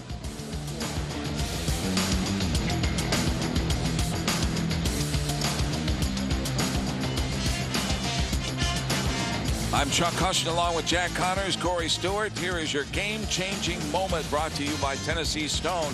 Little fake pitch by Armani Edwards. He zips into the end zone, and all of a sudden 42-13. Close the door. That could be good night for Furman right there, Chuck. That's a huge play. Listen, you know what? It's never over till it's over. That's what they teach you when you play. Right. But from this perspective, mathematically, it becomes very difficult. You're right, to go out there and win the football game. Sam Martin has it teed up, ready to kick it off. Martin, the redshirt freshman, has had a workout today. Deep to receive, R.J. Webb and Cedric Cunningham. A steady drizzle continues to fall here in Greenville, South Carolina. From the 5-yard line, Cedric Cunningham gets it going out to the 29, a 24-yard kickoff return for him. And the tackle by Brad Hardy, backup tight end. We talked in our pregame, Chuck, for the last 10 years in this rivalry, the average margin of victory has been 5 points, except for 2006 when the Paladins went to Boone and lost 40-7. So this looks like it can end up being another one of those games where App State's a little lopsided in the victory column. Jordan Sorrells back out there at QB will go from the shotgun with 2 setbacks. 4 down linemen for Appalachian State. They run a 4-3, a tight 4-3. Quick pitch and gobbling up that pitch out. Teso Uha is knocked down at about the line of scrimmage, and he got the line of scrimmage only by a second effort. Mark Legree made the stop. There's the last scoring drive by Appalachian State. 68 yards on 6 plays. Consumed 2 minutes and 8 seconds. And if you're a running back for the Paladins now, you know that it's going to be difficult because most of your focus has to be on getting the ball either in the middle of the field or outside through the air.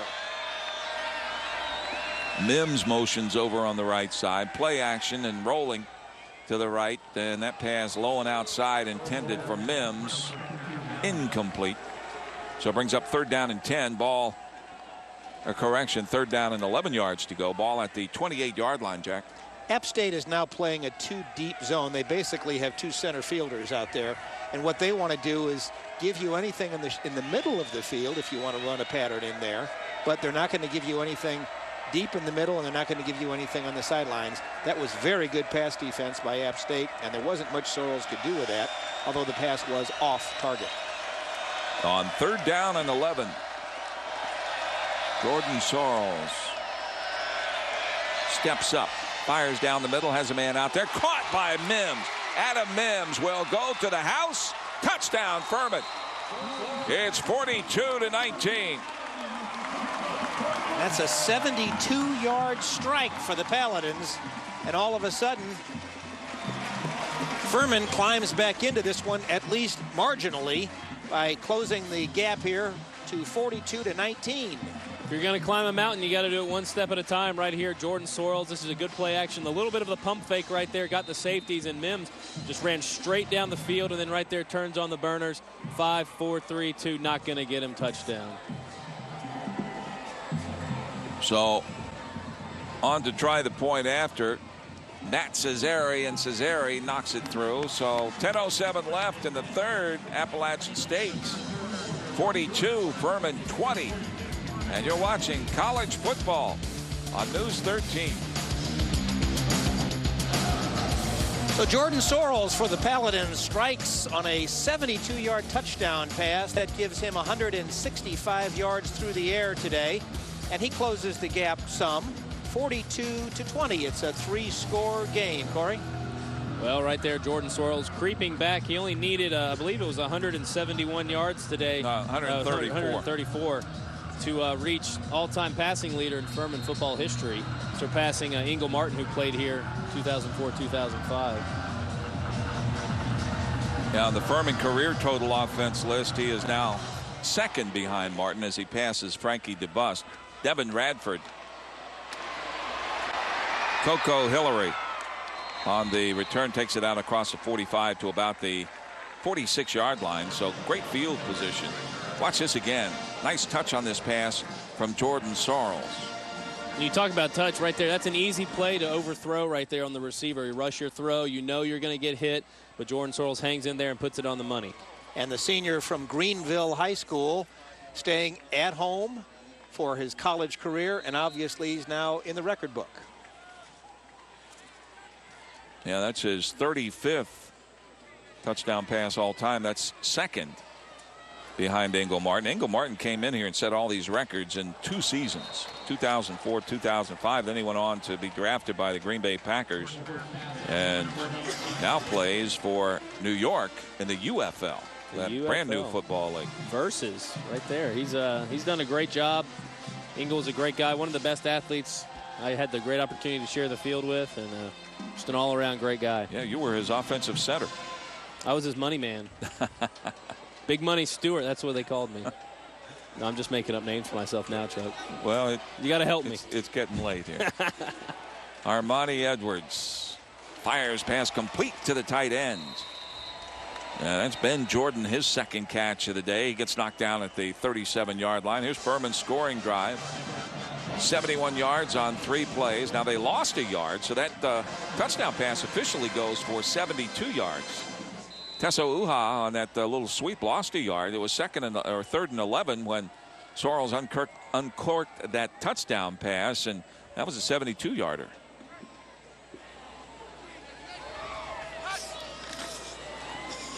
There's Armani Edwards. He is open for business, folks. Down inside the 25 to about the 22-yard line. And after ripping that one off, he also through the air is now over 300 yards. And if you look at his total offense, he probably has now in the neighborhood of 365 yards. for this football game. 372 yards for the football game, and we still have 9:11 to go in quarter number 3. That's actually pretty significant, Jack, because in his career against Furman, he's only averaged 230 yards total a game. So huge output by Armani Edwards today. There's wide open in the end zone. Touchdown. That pass going to Coco Hillary. Ran a little slant. Cut in front of Cortez Johnson, the corner over there, and he was wide open. Armani Edwards found him for a touchdown, and that is the 3rd touchdown pass of the day for Armani Edwards. And Edwards faked to the right, a short out, and the Furman secondary bid on that, and there was literally no one even close to the receiver, and he could have backed into the end zone. Jason Viteras for the point after. He gets that down, and so with 8:57 remaining in quarter number 3, Appalachian State builds its lead to 48-20. You're watching college football, big triple header day on News 13. Furman App State football from Furman's Paladin Stadium, brought to you by eGolf Motors, by our friends at Ingalls, and by the good folks at Glencoe Foam. 8:57 to go, and so far this one has been comfortably in the pocket for the Mountaineers of Appalachian State University. Yeah, beautiful fall foliage there, but you can barely see it today for all the fog, Jack. And it's been misty and wet, and it really hasn't rained hard, but it's rained consistently. It's like pea soup out there. Here's Cunningham out across the 20, 25. Still open for business. Martin misses him. He ducks out of bounds at about the 45-yard line. Nice return by Cedric Cunningham. He's had a big day returning the football. Furman has not been stuck inside their own 20 or in any really bad field position all day, thanks to Cunningham. That was a 66-yard kickoff return right there for a 66-yard kick down to Cunningham with 41 yards on the return. Sorry about that. But you look at Furman's offense right here. Once again, you're on your 45-yard line. You have a medium-sized field right here. Gives you a lot of options, but you got to score quick again because you know that you got a mountain to climb here to get back in this ball game.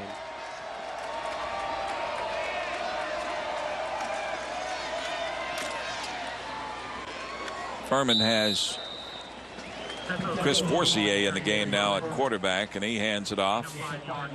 Forcier, the transfer from UCLA, wears number 5. His brother Tate Forcier is the starting quarterback at the University of Michigan.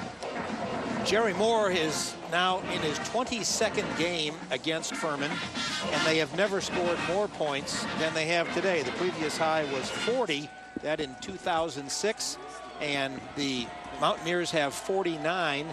And a lot of time left to go here in quarter number 3, and quarter number 4 still just a mystery. Chris Forcier gotten a lot of headlines as he hands off there to Tesso Uha. Uha gets across the 50 down to about the 46-yard line, close to the first down, going to be 3rd and short.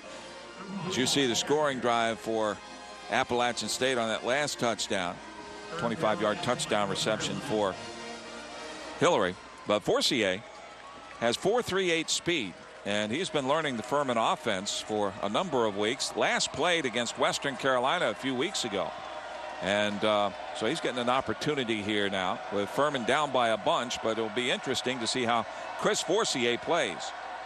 Here he comes around the near side. Picks up the first down. Out of bounds he goes at the 41-yard line. Gets a big round of applause from the fans. And that's about a 7-yard gain. So Forcier, who comes into the game having not thrown a pass, he averages about 7 yards a carry in limited opportunities. He's going to see if he can move this club. Well, you know what? The difference maker with Forcier is his speed. You see it right here. He reads the option. A slower quarterback right here is not going to get to the edge, but he's got that 4.38 speed, and he uses it. And this becomes a difference maker when you're out there running the spread. He's just like an Armani Edwards. He can hurt you with his legs and his arm. He was a backup quarterback for UCLA last season. Starts to his left, now coming back the other way. Forcier sprints out of bounds at about the 28-yard line. That's going to be about a 13-yard pickup.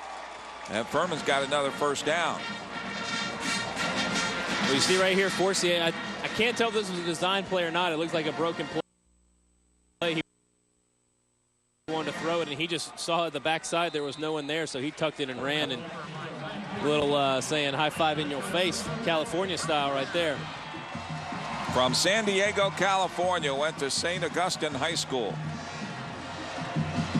His brother last year was a quarterback for the Stanford Cardinal. He had 1 year of eligibility remaining, transferred to Michigan, where he backs up his little brother Tate. There's a handoff going to Tesso Uha, and he gets about 4 or 5 yards on first down.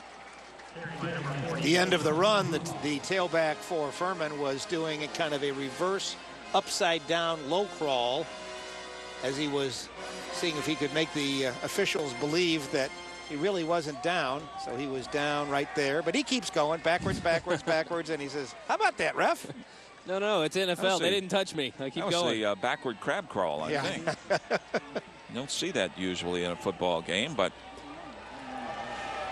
second down, 5 yards to go after Tesso's 5-yard run. Forcier under center this time. Play action. This is his first pass as a Furman Paladin. He always shoots the intended receivers, Tyler Maples, at about the 20-yard line. So it's going to bring up third down and 5 yards to go. Maples was available that time. He had gotten a step on a quick out. The ball was a little lower. That's the first down.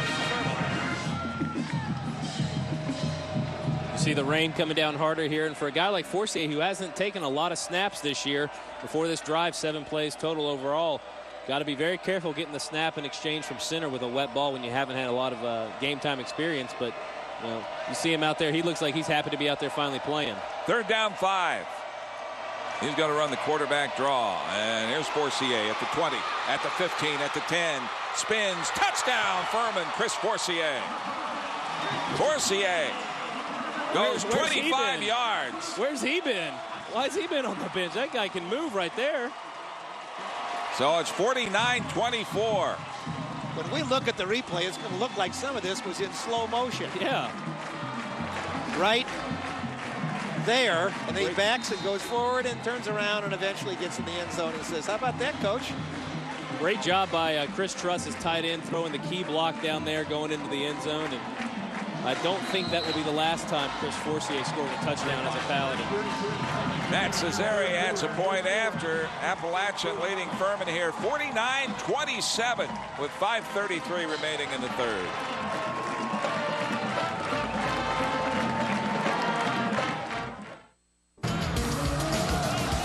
Our Haywood Building Supply fans of the game, a little bit wet as the rain continues to fall, but it's 49-27, and there's a little bit of Halloween out there as well. Chuck, at this rate, we've scored 76 points in this game, and we've done it in about 40 minutes of football. At this rate, we're going to wind up with 120 points by the time things finish. You see the scoring drive for Furman over the shoulder of Chris Forcier, who ran at 25 yards for the Furman touchdown, his first touchdown for the Paladins. And here's Coco Hillary on his horse as he crosses the 40 out to about the 44-yard line. Hillary gives his team good field position, and he is stopped by Cedric Cunningham, who, in addition to returning kickoffs today, is also on the kickoff team, the kickoff coverage team. You see some highlights here dedicated solely to Mr. Armani Edwards on the day.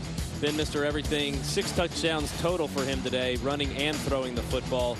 Becoming the first player ever in Division I football history to pass for 9,000 and rush for 4,000 yards in a career. You see his elusiveness, great eyes and vision down the field, and you see he's a senior, and you think to yourself, what kind of future does he have at the next level? Because that's too good of an athlete not to be able to try some position in the NFL. Edwards goes from the gun here. And that time Furman rises to the occasion. I believe that was Cedric Baker on the carry. And Corey, correct that. Travaris Cadet on the carry. And Corey, when you look at going to the next level, a guy with the skills and the speed and the hands and the instincts of Edwards, you could see him making an NFL roster on any one of about 5 or 6 different kinds of positions. We see his numbers: 23 of 30 on the day, 331 yards, 2 touchdown passes, 1 touchdown run. That doesn't quite look right for him, but he, you're right about that, Jack. He could play a wide receiver. He could be a specialized return man. I mean, he's got all sorts of speed and skills. He could be a great player at the next level. There's the fellow who's now playing with Philadelphia, who was a freshman and sophomore outstanding player for the University of Missouri, Jeremy Macklin. Much the same kind of makeup. You're right about that, yeah. He's just fast and quick, and he can do anything on the field. Well, that's Pat White in a nutshell, who played at West Virginia last year, now plays with the Miami Dolphins. Michael Vick of the Philadelphia Eagles, a quarterback much like that at Virginia Tech a few years back. That pass incomplete, and here's 3rd and 10 as Edwards takes off. 40, 35, 25, 21-yard line. Armani Edwards is just killing it today. Cortez Johnson with another tackle. Well, right there, Furman sold out jailhouse blitz right here, and they blitzed everyone up the middle, but his offensive line does a great job right there. You force everything outside on the blitz, the middle opens up, and Edwards, we're sitting here talking about him going to the next level right there, breaks off a huge run for a first down, 35-yard rush.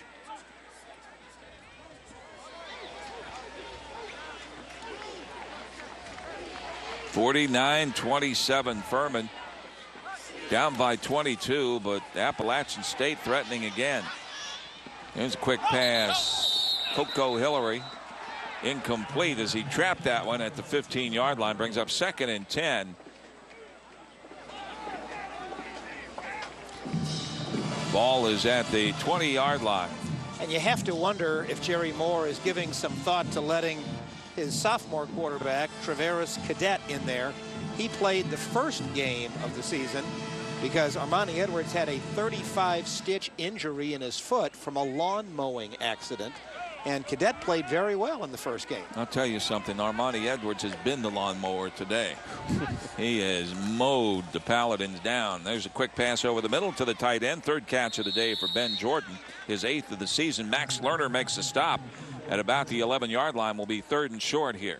Speaking of that injury, can you imagine the reaction Jerry Moore had when he got that phone call in the preseason that his star Mr. Everything quarterback had hurt his foot like that? I bet he about fell out of his chair. Said, I would have cut the grass. Yeah, I'll come and cut it for you. Don't worry about it. Don't worry about that. As a matter of fact, let it grow. It's all good. I'm thinking that would be an NCAA violation. If the coach came over and cut your grass.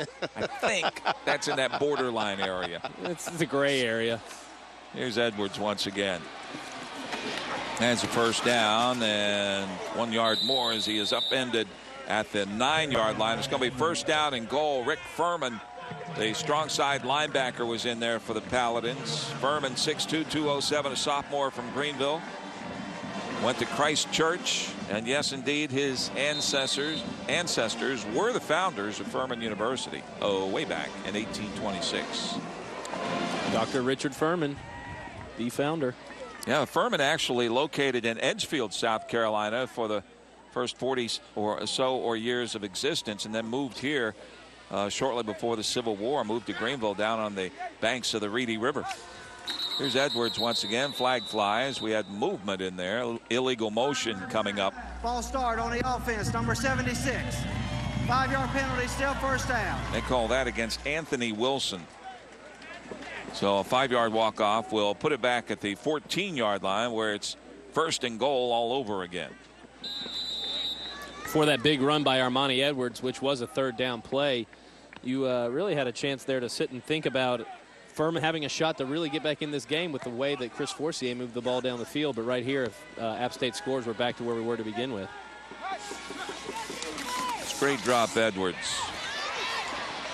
And he's going to throw this one away as he got pressure that time up the middle. That was Brian Poole, the defensive tackle, who got a little pressure on him along with Justin Brown. Ryan Steed is now in the argumentative mode with the official. Said I was being held over there. And I think Ryan is right. He was being held.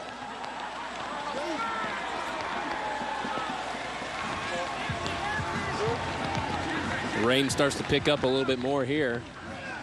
You know, these fans, they're loving it, though. Nobody's going anywhere. The ones that were afraid of the rain are already gone. 2nd down, goal to go from the 14 once again. And Armani Edwards takes it across the 10 down to about the 8-yard line. Sean Van Rensburg, who has Furman's lone sack on the day, made the stop. So it's going to be 3rd down and goal. Mark it at the 8.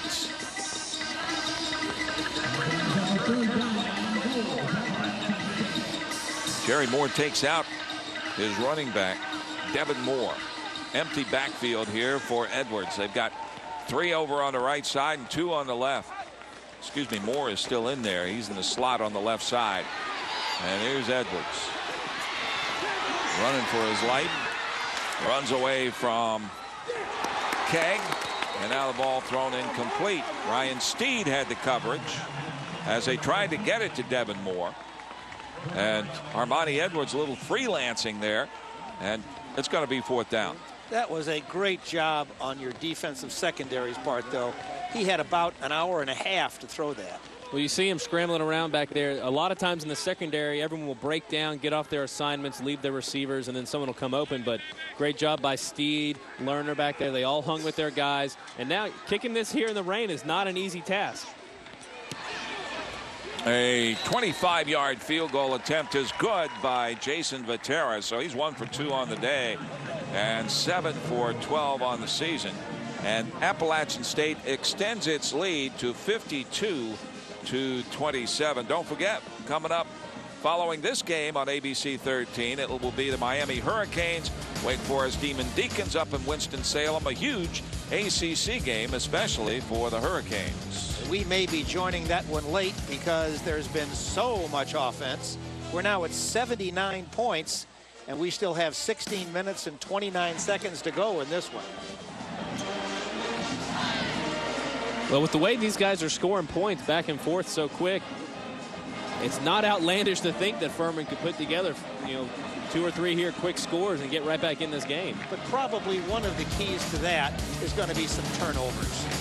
Furman Paladins on the road next week to take on the Auburn Tigers down in Auburn, Alabama. Then it's on the road again to Statesboro, playing the Georgia Southern Eagles. And then Paladins will close out the regular season at home against the Wofford Terriers. For the Appalachian State Mountaineers, they're back in Boone at Kid Brewer Stadium next week to take on Chattanooga.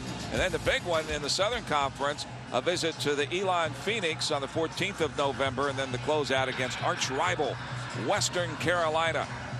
And they play for something. It's not the Oaken Bucket, but it's Mountain Jug. The Mountain Jug, that's it. The old Mountain Jug. Way up there on the mountain. Kickoff goes out of bounds. So Furman will have the ball out at about the 40-yard line. Or did it go through the end zone? Went through the end zone, excuse me. Did not go out of bounds. Automatic touchback. And here come the Paladins and Chris Forcier. Be interesting to see how they run their offense now with Forcier. Last time, kind of a new addition and a little spark, a little surprise. App State may not have been expecting it. But they're going to need to throw the ball here. You can't just run it every play with Forcier. Motion man. And the handoff. Here's Cedric Cunningham. Cuts it back at the 25. Takes it out to the 30. And he's going to be close to a first down. Cortez Gilbert, the left side corner, made the stop for Appalachian State. Southern Conference Championships. Furman has more than anybody else. They have won the Southern Conference crown 12 times. Appalachian State going for number 10 this year. Georgia Southern has 8. And then you get down to Chattanooga, Citadel, and Wofford has won a couple. Yeah, Elon in the driver's seat right now. They've got a chance to win their first. And in this what have you done for me lately business, Appalachian State has won 9 championships, but they also won 3 straight national championships until last year when Richmond got it done. On the carry, it's a first down for the Paladins as Teso Uha picks it up out at the 36-yard line. Justin Lloyd on the stop. When this season is over, if you ask Bobby Lamb, all right, you played App State and Auburn back-to-back, which one was more difficult to prepare for? I'll bet he would say App State. I think he would agree with you on that. That's for sure that preparing for this team is there's no easy answer for it in any way, shape, or form. Teso Uha across the 40 out to about the 42-yard line. A big Southeastern Conference power like Auburn may come in and just muscle you, but at least you get a pretty good idea what it is you're going to be facing. Yeah, you just don't know. Auburn had some great wins early in the season, and there for a while they were one of the top scoring teams in the country. We'll take a break here. Third quarter is history. We've got one to go as Appalachian State leads Furman 52-27 here at Paladin Stadium.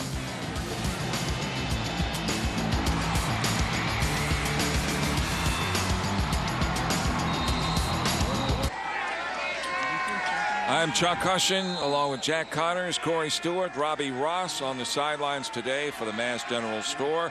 Russell Dorn is our spotter, and we go to the fourth quarter here as Appalachian State leads Furman 52-27. Paladins facing second down along 3 at their own 43-yard line. Handoff, Tesso Uha will run at right tackle and pick up the first down as he gets it out to the 47-yard line. Tesso's had a pretty good day carrying the football, but Furman has been playing from behind most of the day, and that's made his job a lot tougher.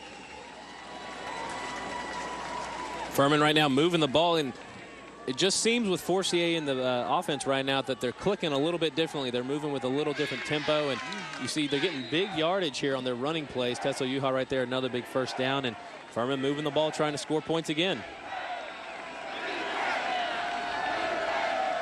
Forcier under center this time, the I formation.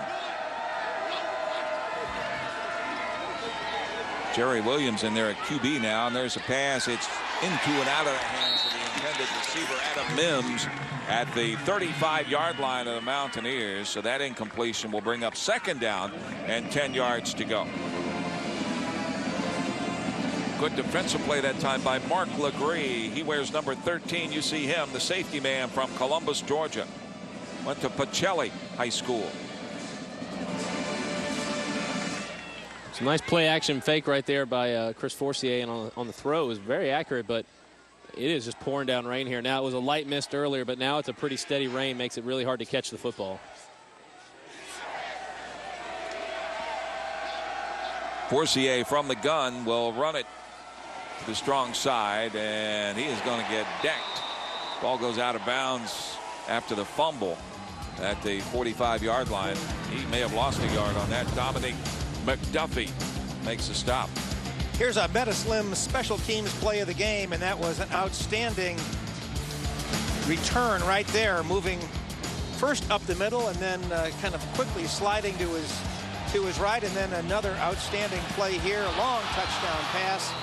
That one from Jordan Sorrells. Cedric Cunningham on all those returns. He has done a great job as a special teams player all day long. And both of those were well executed plays, and both of those have been among the offensive highlights that we've seen for the Paladins today. Sorrells back in there at QB, throws a one-hopper to R.J. Webb. So it's going to bring up fourth down and 11 yards to go.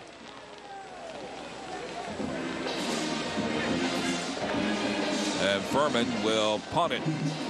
Down 52-27. Trent Hawk trots onto the field, the senior from Norcross, Georgia. Well, if there was a chance for Furman to get back in the game, it was that drive. Giving the ball back here to App State, the way they've been moving it right now, going to be seriously difficult for them to get back and score 25 points to get back in this. Hawk gets a low snap. It's a high spiraling punt, a floater. And it comes back as Cadet will let it hop a couple times, and it bounds inside the 5-yard line where Leander Jones will down it. And Kadarian Anderson was there as well. So Appalachian State's ball, first down, 10 yards to go. They are 96 yards from the goal line. This is our third time having Furman on either My 40 or News 13 this year in the football season. Paladins had been 2-0 prior to this. They had beaten Western Carolina and Presbyterian. It's the second time we've had App State on. Back on September 12th, we had the Mountaineers lose to McNeese State right at the end of the ball game, 40-35.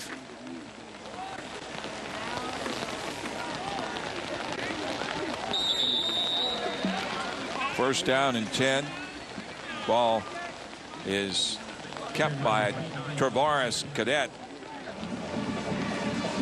In that McNeese State game, Chuck, with all that offense, App State had 491 yards of offense.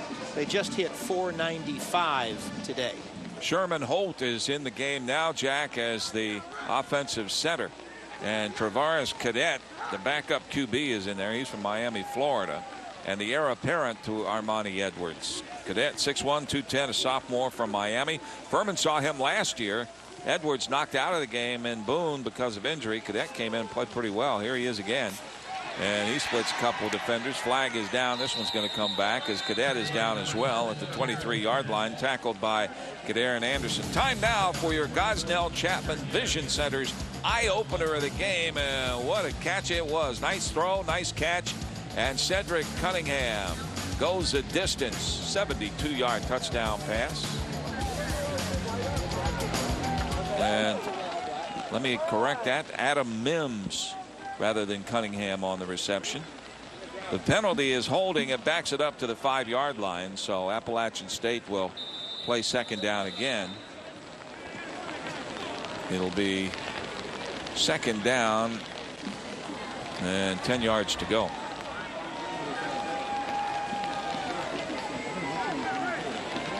Got to give credit to the Furman utility staff here. This field has stayed remarkably in great shape given how much it has rained, not just today but in previous weeks.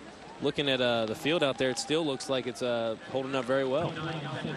Cedric Baker on the carry for Appalachian State is tackled by Justin Brown. Yeah, this overhang we're in here on top of the press box, a lean-to, it's starting to leak a little bit. No, it's leaking in one spot. It leaks in one spot. You're getting a little wet there. That's why you switched spots with me before the game, because you knew. I was up here yesterday scouting this thing. If it leaks, I want it to leak on Corey Stewart's seat. Well, we can send it down to Robbie, because I'm sure he's even more wet than I am right now. He's got his Bass Weegens on, too. I mean, he's really going to be a mess. There's a handoff going once again to Cadet. And he gets a couple. Let's go to Robbie Ross on the sidelines. Wet feet and all, brought to you by the Bass General Store. Rob? It is wet down here. The rain has picked up considerably after halftime, but the field is in great condition. No puddles. It is getting churned up a little bit, but my feet are staying dry. 2 pair of socks. Okay. And how's that umbrella working out for you? It's got a hole in it, but that's okay. Robbie would bring an umbrella with a hole in it. 4th down, 3 yards to go, and Appalachian State's going to punt here from their own end zone as Sam Martin is on. And this is a quacka off the side of his foot.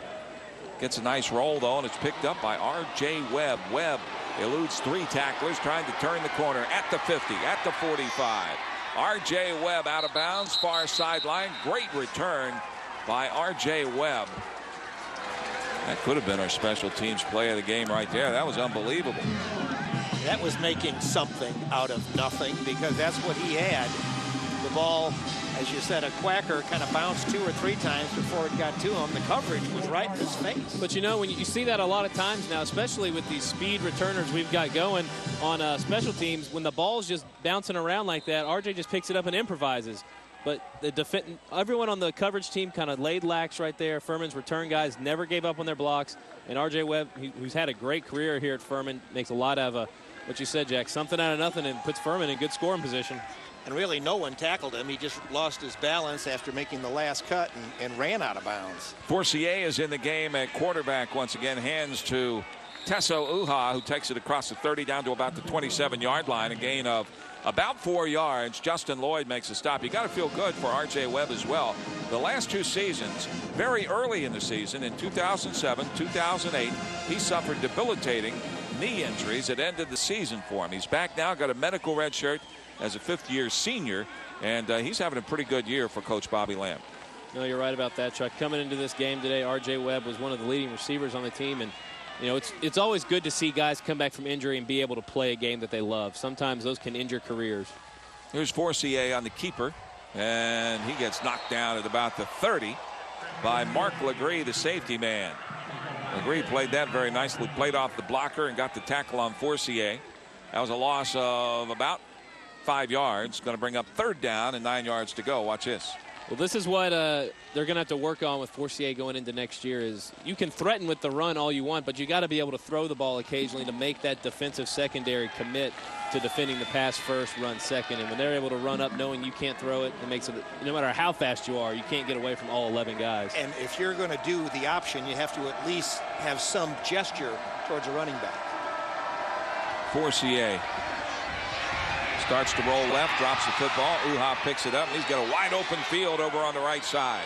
Tesso is knocked out of bounds on the far sideline at about the 23-yard line. Boy, there's a heads-up play by that young man, Tesso Uha. Well, that's two improvised plays here on this drive for Furman. R.J. Webb's punt return, and now Uha just picking up a errant fumble right there by Forcier and then turning the corner with it. Forcier rolling out. This is kind of a sprint pass, and whoop, just pick it up. And then look at him go right there. One man to beat. He actually had another 10 yards out of that. Demery Brewer knocks him out of bounds, so it's 4th down and about 3 yards to go. Furman runs a spread here. Forcier from the shotgun, and Furman will burn a timeout.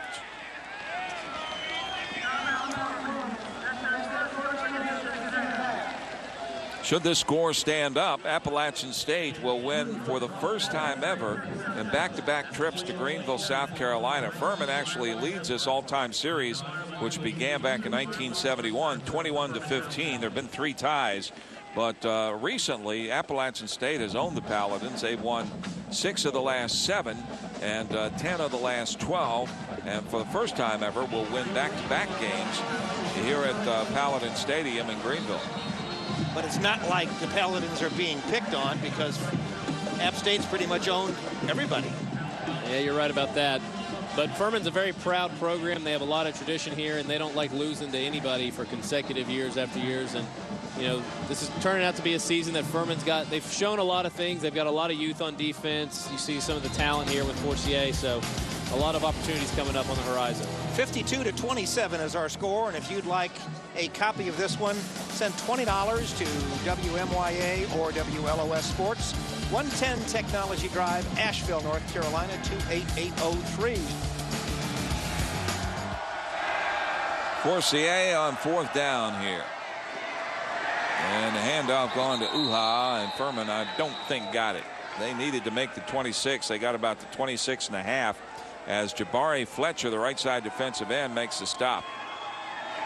So the ball, I believe, depending on the spot, will go over to the Appalachian State Mountaineers. Looks like he's going to be about half a football short right there. But even being down by 25 points, Tesso Uha certainly is not mailing it in. That was a tough run with people all over him. Tesso just went over the 100-yard mark with that carry. He is now, they've already got it up on the stats, even though they're measuring to make it official. And by that half yard we were talking about, Tesso comes up a little bit short. So 101 yards rushing on 18 carries and 1 touchdown for Tesso Uha, but unfortunately a half yard shy on that one. But you talk again about being a tough ball carrier. You're down 52-27. The game's pretty much out of reach, but those are the kind of players that Bobby Lamb needs to have on his team to bring this program back, are guys who never give up, who play for all 4 quarters, and he's one of the young, good players that are going to be around this program for a long time to come. And he had about 500 pounds of defender on him, and he still kept his legs going. Cadet's back in there, and he runs the football up the middle, and Furman will have nothing of that, as the middle guard, Pete Sanders, was there along with Kadarin Anderson. Anderson, the leading tackler for Furman on the day. That gives him 11, 6 solos and 5 assists. And you have called his name a lot. I was going to say, yeah, he has been very active. You see him number 46. He also, from Greenwood, South Carolina, went to Emerald High School and came in here. They thought he might be a strong safety, weighed about 200 pounds, but all of a sudden he's about 235 and quick. Cadet carries once again, gets out to the 25-yard line. Gain of about 5. Josh Lynn, the right side defensive end, another freshman. from Fort Lawn, South Carolina, makes a stop. You know, Jack, we saw the breakdown of the Southern Conference earlier in the games that App State has coming up, and as we see some of the highlights here from the game earlier on, Armani Edwards. But that game coming up in 2 weeks, Armani Edwards, our Verizon Wireless Player of the Game, as if there was any doubt. 24 of 35, 339 yards, 2 touchdown passes, 2 touchdown runs, 13 of 106 rushing. Another great stellar game for Armani Edwards to finish out his final game against Furman in his career. To Cadet, boy, he got decked by the free safety Nathan Wade as he let it go, but he completes the pass out near midfield or rather out at the 42-yard line for a first down. That was a nice throw. Well, this is the future of App State football right here, Cadet, and he's just going to throw it out there. Great throw on the run. Looked like that was a fumble. Did he catch that? Yeah, he caught it. That was Blake Elder who made that catch and then fumbled it, and App was able to get it back. Here's Cadet trying to get outside, slips down over at the 47-yard line after a gain of about 4. Max Lerner there to cover him. You see Armani Edwards, our Verizon Wireless Player of the Game, and he's probably going to be your Southern Conference Offensive Player of the Week. Don't leave much I believe choice. That's 2 in a row against the Furman defense. Oh, yeah. Last week, Miguel Starks for Citadel. Now Armani Edwards. Well, if he isn't the Offensive Player of the Week, I'd like to know who is Me too. in the nation. I mean, he came out here today and just balled out. He could have played any position today he wanted. It was his day. Empty backfield this time for Travaris Cadet, and he runs it to the near side, and there once again is the free safety Nathan Wade. He knocked the ball loose, and I believe that was Anthony Wilson who covered it for Appalachian State. So Cadet gets 5. It's going to be 2nd down and 5. There's another good young player for the Paladins, a redshirt freshman from Antioch, Tennessee, Nathan Wade, the free safety. He started every game this season. Opportunity for both teams now to get a lot of second and third team young guys out on the field, get some good experience, because you're starting to look at your seasons right here diverging in different paths. You need to start building for the next year and getting some experience for your guys who don't usually see it. That was the right guard, Anthony Wilson, who got the fumble recovery as a pass into and out of the hands of the intended receiver out there, DeAndre Presley. Presley wide open, and Furman caught a break there as the ball went into and out of his midst. So it brings up 4th down now and 5 yards to go from the 47-yard line. and now with this constant rain, both on the turf and in the air, you can see the ball slipping when it's being carried by a running back and also when it's being caught by a receiver. Sam Martin on to punt it. Stands at his own 32-yard line. You look at Sam Martin. Furman puts a big-time rush on him, but he gets it out of there. Fair catch signaled for by R.J. Webb, and he takes it at the 10-yard line. So Furman will set up shop. First down and 10 yards to go at their own 10-yard line here with just under 5 minutes remaining in this game. You know, Jack, I was going to ask you earlier, but you look at the schedule that App State has here coming up. They've got 2 games left, or 3 games left, excuse me, at the biggest one, 2 weeks against Elon. You know, that game now clearly determines who's going to win the Southern Conference and get the automatic bid into the playoffs. And it's going to be, that would be a war, because you got two teams that are very quick, but it's hard to see after we've seen what App State does today. It's hard to see how anyone's going to be a lot better than them in the Southern Conference. You're right about that. I'll tell you what, Elon is pretty good. They're in the top 5 offensively nationally, top 5 defensively nationally. And they beat Furman here on a last-second field goal a couple of weeks ago. Dominique McDuffie gets a stop on Tesso Uha, who adds to his rushing totals. Picks up the first down with a gain of 14 yards, mark it at the 24-yard line. And Elon came into this one ranked 6th in the country in FCS. And these Mountaineers were ranked 7th. I don't think that that's going to change much. Nope. Nor should it. Huge game in 2 weeks up in Elon, North Carolina. Pete Dembo has done a very good job with that. Here's Forcier trying to bounce outside, and he's escorted out of bounds by Mark Legree, the safety. He got about a yard, so it's going to be 2nd down and 9 yards to go. Forcier getting his first collegiate touchdown here today after transferring from UCLA. He was 3 for 11 throwing the ball. Had limited opportunities for Rick Neuheisel a year ago. Transferred to Furman and finally gets some playing time today, and he's got a touchdown rushing to his credit. Still looking for his first Furman pass completion, however, which may come here. And the pass is caught. You are so prophetic, Jack. That's very good. Cedric Cunningham with the grab and a 1st down for Furman. It was an incomplete pass. It went out of his hands. Wow. You are not so prophetic, Jack. I was semi-prophetic. Well, it should have been caught. I think if it's not pouring down rain, he might catch that football. Too quick with a compliment there. So that was a good throw, though. That was a good throw. That was a great throw. Again, the wet gloves and the wet conditions. We had quite a few balls dropped here, especially in the second half. 3rd down and 8 for Forcier. They're showing blitz, and here they come. Passing the flat. That's a catch. That's a catch. And a flag is down, may wipe it out. I think we're going to get a hold against Furman's number 14, David Hendricks, but wait and see. The tackle on the play by Jabari Fletcher. Well, that was a good read by Forcier right there. They brought a hot guy off the edge, makes the quick read, throws out in the flat, and they had it was kind of a bubble screen. They call Cedric Cunningham with holding rather than Hendricks, number 14, but that wipes out the pass completion again.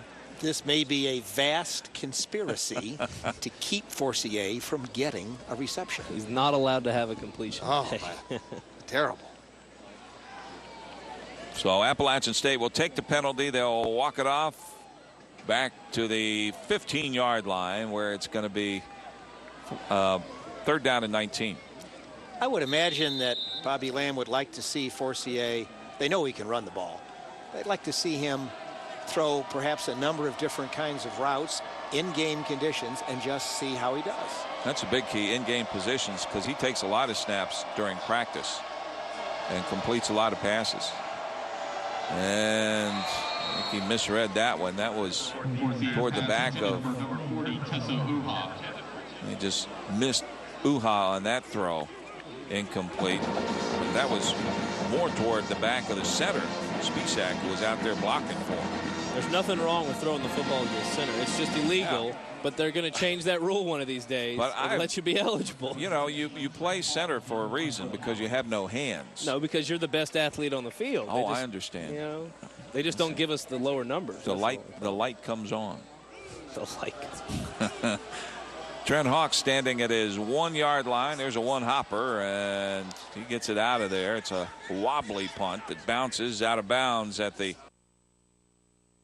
Appalachian State 47-yard line. So 3:16 left, and Appalachian State will have 1st down and 10 yards to go. Here's our Boar's Head offensive play of the game, and that for the Furman Paladins is the first Paladin touchdown for Chris Forcier, as you see him make a spin move at about the 6-yard line and eventually get into the end zone, almost backing into the end zone. And for Boar's Head, that's the offensive play of the game for the Paladins. And there's the young man who's had a chance to get his uniform very dirty as the day has gone on. He must feel good about that. Travaris Cadet still in there at QB. Appalachian State. Cadet knocked out of bounds at the 49-yard line. Clock rolls here. On the tackle, it was Mitch McGrath, the backup roverback. In a lot of football games, you want to look for what the turning point was. I think the turning point for this one is when Edwards got off the bus. Yes. I was about to say, you're going to say when we got off the bus today, or when he woke up, that was when this game turned around. Well, realistically, and you don't even, you know, this is hardly ever the case, but that opening onside kick attempt that went awry for Furman and the 38-yard drive, the short field drive by Edwards, he got it done there. That made it 7-0, and Appalachian State never really looked back. after that.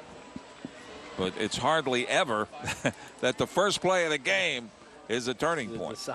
Well, you're right about that, though. If Furman recovers that kick, it could have been a different story. It could have been a total different momentum swing, and you take the risk, and sometimes it just doesn't pay off. And they did recover the kick. It just didn't go 10 yards. Went 8 yards, you're right. Travares Cadet, pass complete. And down to the 28-yard line goes DeAndre Presley, his second catch of the season. Now, the offensive performance for App State has obviously been overpowering today. But Furman scored 27 points.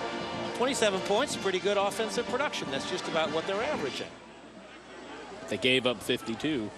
That's not what they're averaging. That's the difficult part. Appalachian State coming into this game averaged 507 yards total offense per game. As Corey points out, they have 545 now, so just about an average day for the Mountaineers.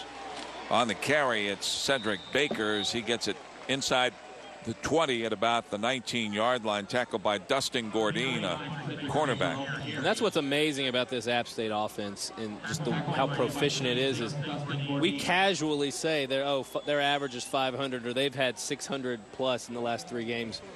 When I played, if you had over 500 yards, that was a banner day. I mean, it's just the way this offense is built. They are designed to move the ball and get a lot of points. And that's what the spread does because of the athletes they have at the helm with the trigger in their hands. Cadet goes from the gun once again. He's got 2 receivers over on the left side. From Miami, Florida, Travares Cadet going to run the option. The quick pitch will go out to Baker, and he's not going to get much. Knocked out of bounds close to the first down marker. We'll see where they mark it. I think he's going to get it by maybe a football. Leander Jones, a cornerback, over to make the play. And they're going to say first down. He got just enough for the first down. That man, number 29, Cedric Baker. So 34 seconds on the clock here.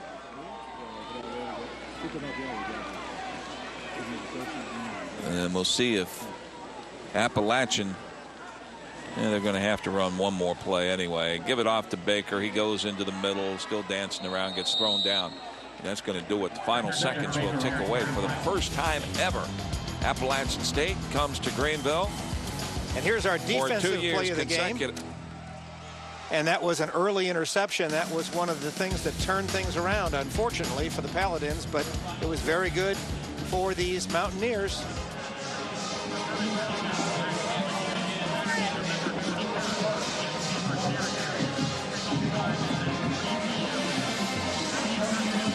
Furman Paladins falling to 4-4 on the year and 3-3 in conference play. Appalachian State wins its 6th game of the season against 2 losses. That's 6 in a row for Jerry Moore's club. There is still perfect 5-0 in Southern Conference play. And for the first time ever, as I started to mention a moment ago, they come to Greenville and get a victory for the 2nd time in a row. They've never won 2 in a row in Greenville. 2007 they did it, and now in 2009 they get their 2nd win in a row for the first time ever. And Bobby Ross is attempting to get Armani Edwards to see if we can get a short conversation. I think that he's found him. Go ahead, Bobby. All right, with Armani Edwards, the player of the game for Appalachian State, 52-27 win today against Furman. Yes, sir. You know, we just came out and executed in the first half. And I think we only punted it 1 time. So it's hard to try to keep up when we don't punt the ball. Your day, 24 of 35, 339 yards passing, 106 yards on the ground, and a whole bunch of touchdowns. Talk about your day playing quarterback today for the Mountaineers. You know, we just been focusing hard in practice. The offensive line did a great job of blocking for me, giving me time on the passing and the rushing yards. And, of course, you're kind of a homecoming from Greenwood, South Carolina. Did you have some fans in the stands today? Yes, sir. I got a lot of family over there sitting in the stands. All right. Well, congratulations, Armani. 5-0 in the Southern Conference. Big showdown with Elon in 2 weeks. We got Chattanooga next week. We're not looking for Elon yet. All right. Well, that's a classic quarterback speak there, not looking past his next opponent. Congratulations, Armani, on the win. All right. Thank you. Yeah, very smart answer, as Armani Edwards is our Verizon Wireless player of the game. Appalachian State wins at 52-27 over the Furman Paladins. This is college football on News 13.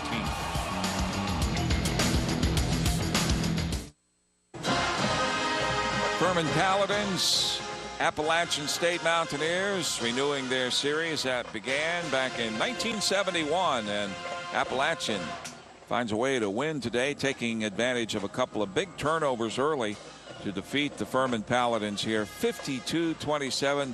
Appalachian remaining undefeated in Southern Conference play, and Jack Connors, of course, two big turnovers for the Paladins early. Both of those converted into touchdowns by Appalachian State and Armonte Edwards, and that was really the difference in the game. It was important to stop Armonte Edwards and the Mountaineers right off the bat. And if Furman could have done that, it may have changed the character and the color of the game. It's kind of like a rock going downhill. The more momentum, the harder it is to slow that thing down. And it was 21-0. It seemed like in just a blink before the Paladins could climb back onto the scoreboard. And then they were looking for a chance. Okay, let's stop it here and see if we can kind of crawl back in. They just couldn't find an answer to stopping these Mountaineers and their outstanding senior quarterback, Armonte Edwards. Yeah, actually 14-0 at the end of the first quarter, Corey Stewart. 21-7, the Paladins had that nice drive. Tesso Uha capped it with a 4-yard run, but then on the ensuing drive, Armonte Edwards engineered another scoring drive that made it 28-7. And when Furman, as Jack said, scored that touchdown, Appalachian State made a statement on that next drive, closing the door, saying, not today, we're going to run away with this thing. Well, you watch Appalachian State. There's a reason they've won 3 out of the last 4 national championships and 4 conference championships in a row. And that's because they just have a killer instinct. They go for the throat, and that's what they did today. All right, that's going to do it for us. Again, we'd like to thank the sports information directors, including Hunter Reed, for their help in making today's broadcast possible. Tim Amos and the great crew at News 13, and for Robbie Ross down on the sidelines, Corey Stewart, Jack Connors, this is Chuck Hushin saying so long from Paladin Stadium. Your final again, Appalachian State 52, Furman 27.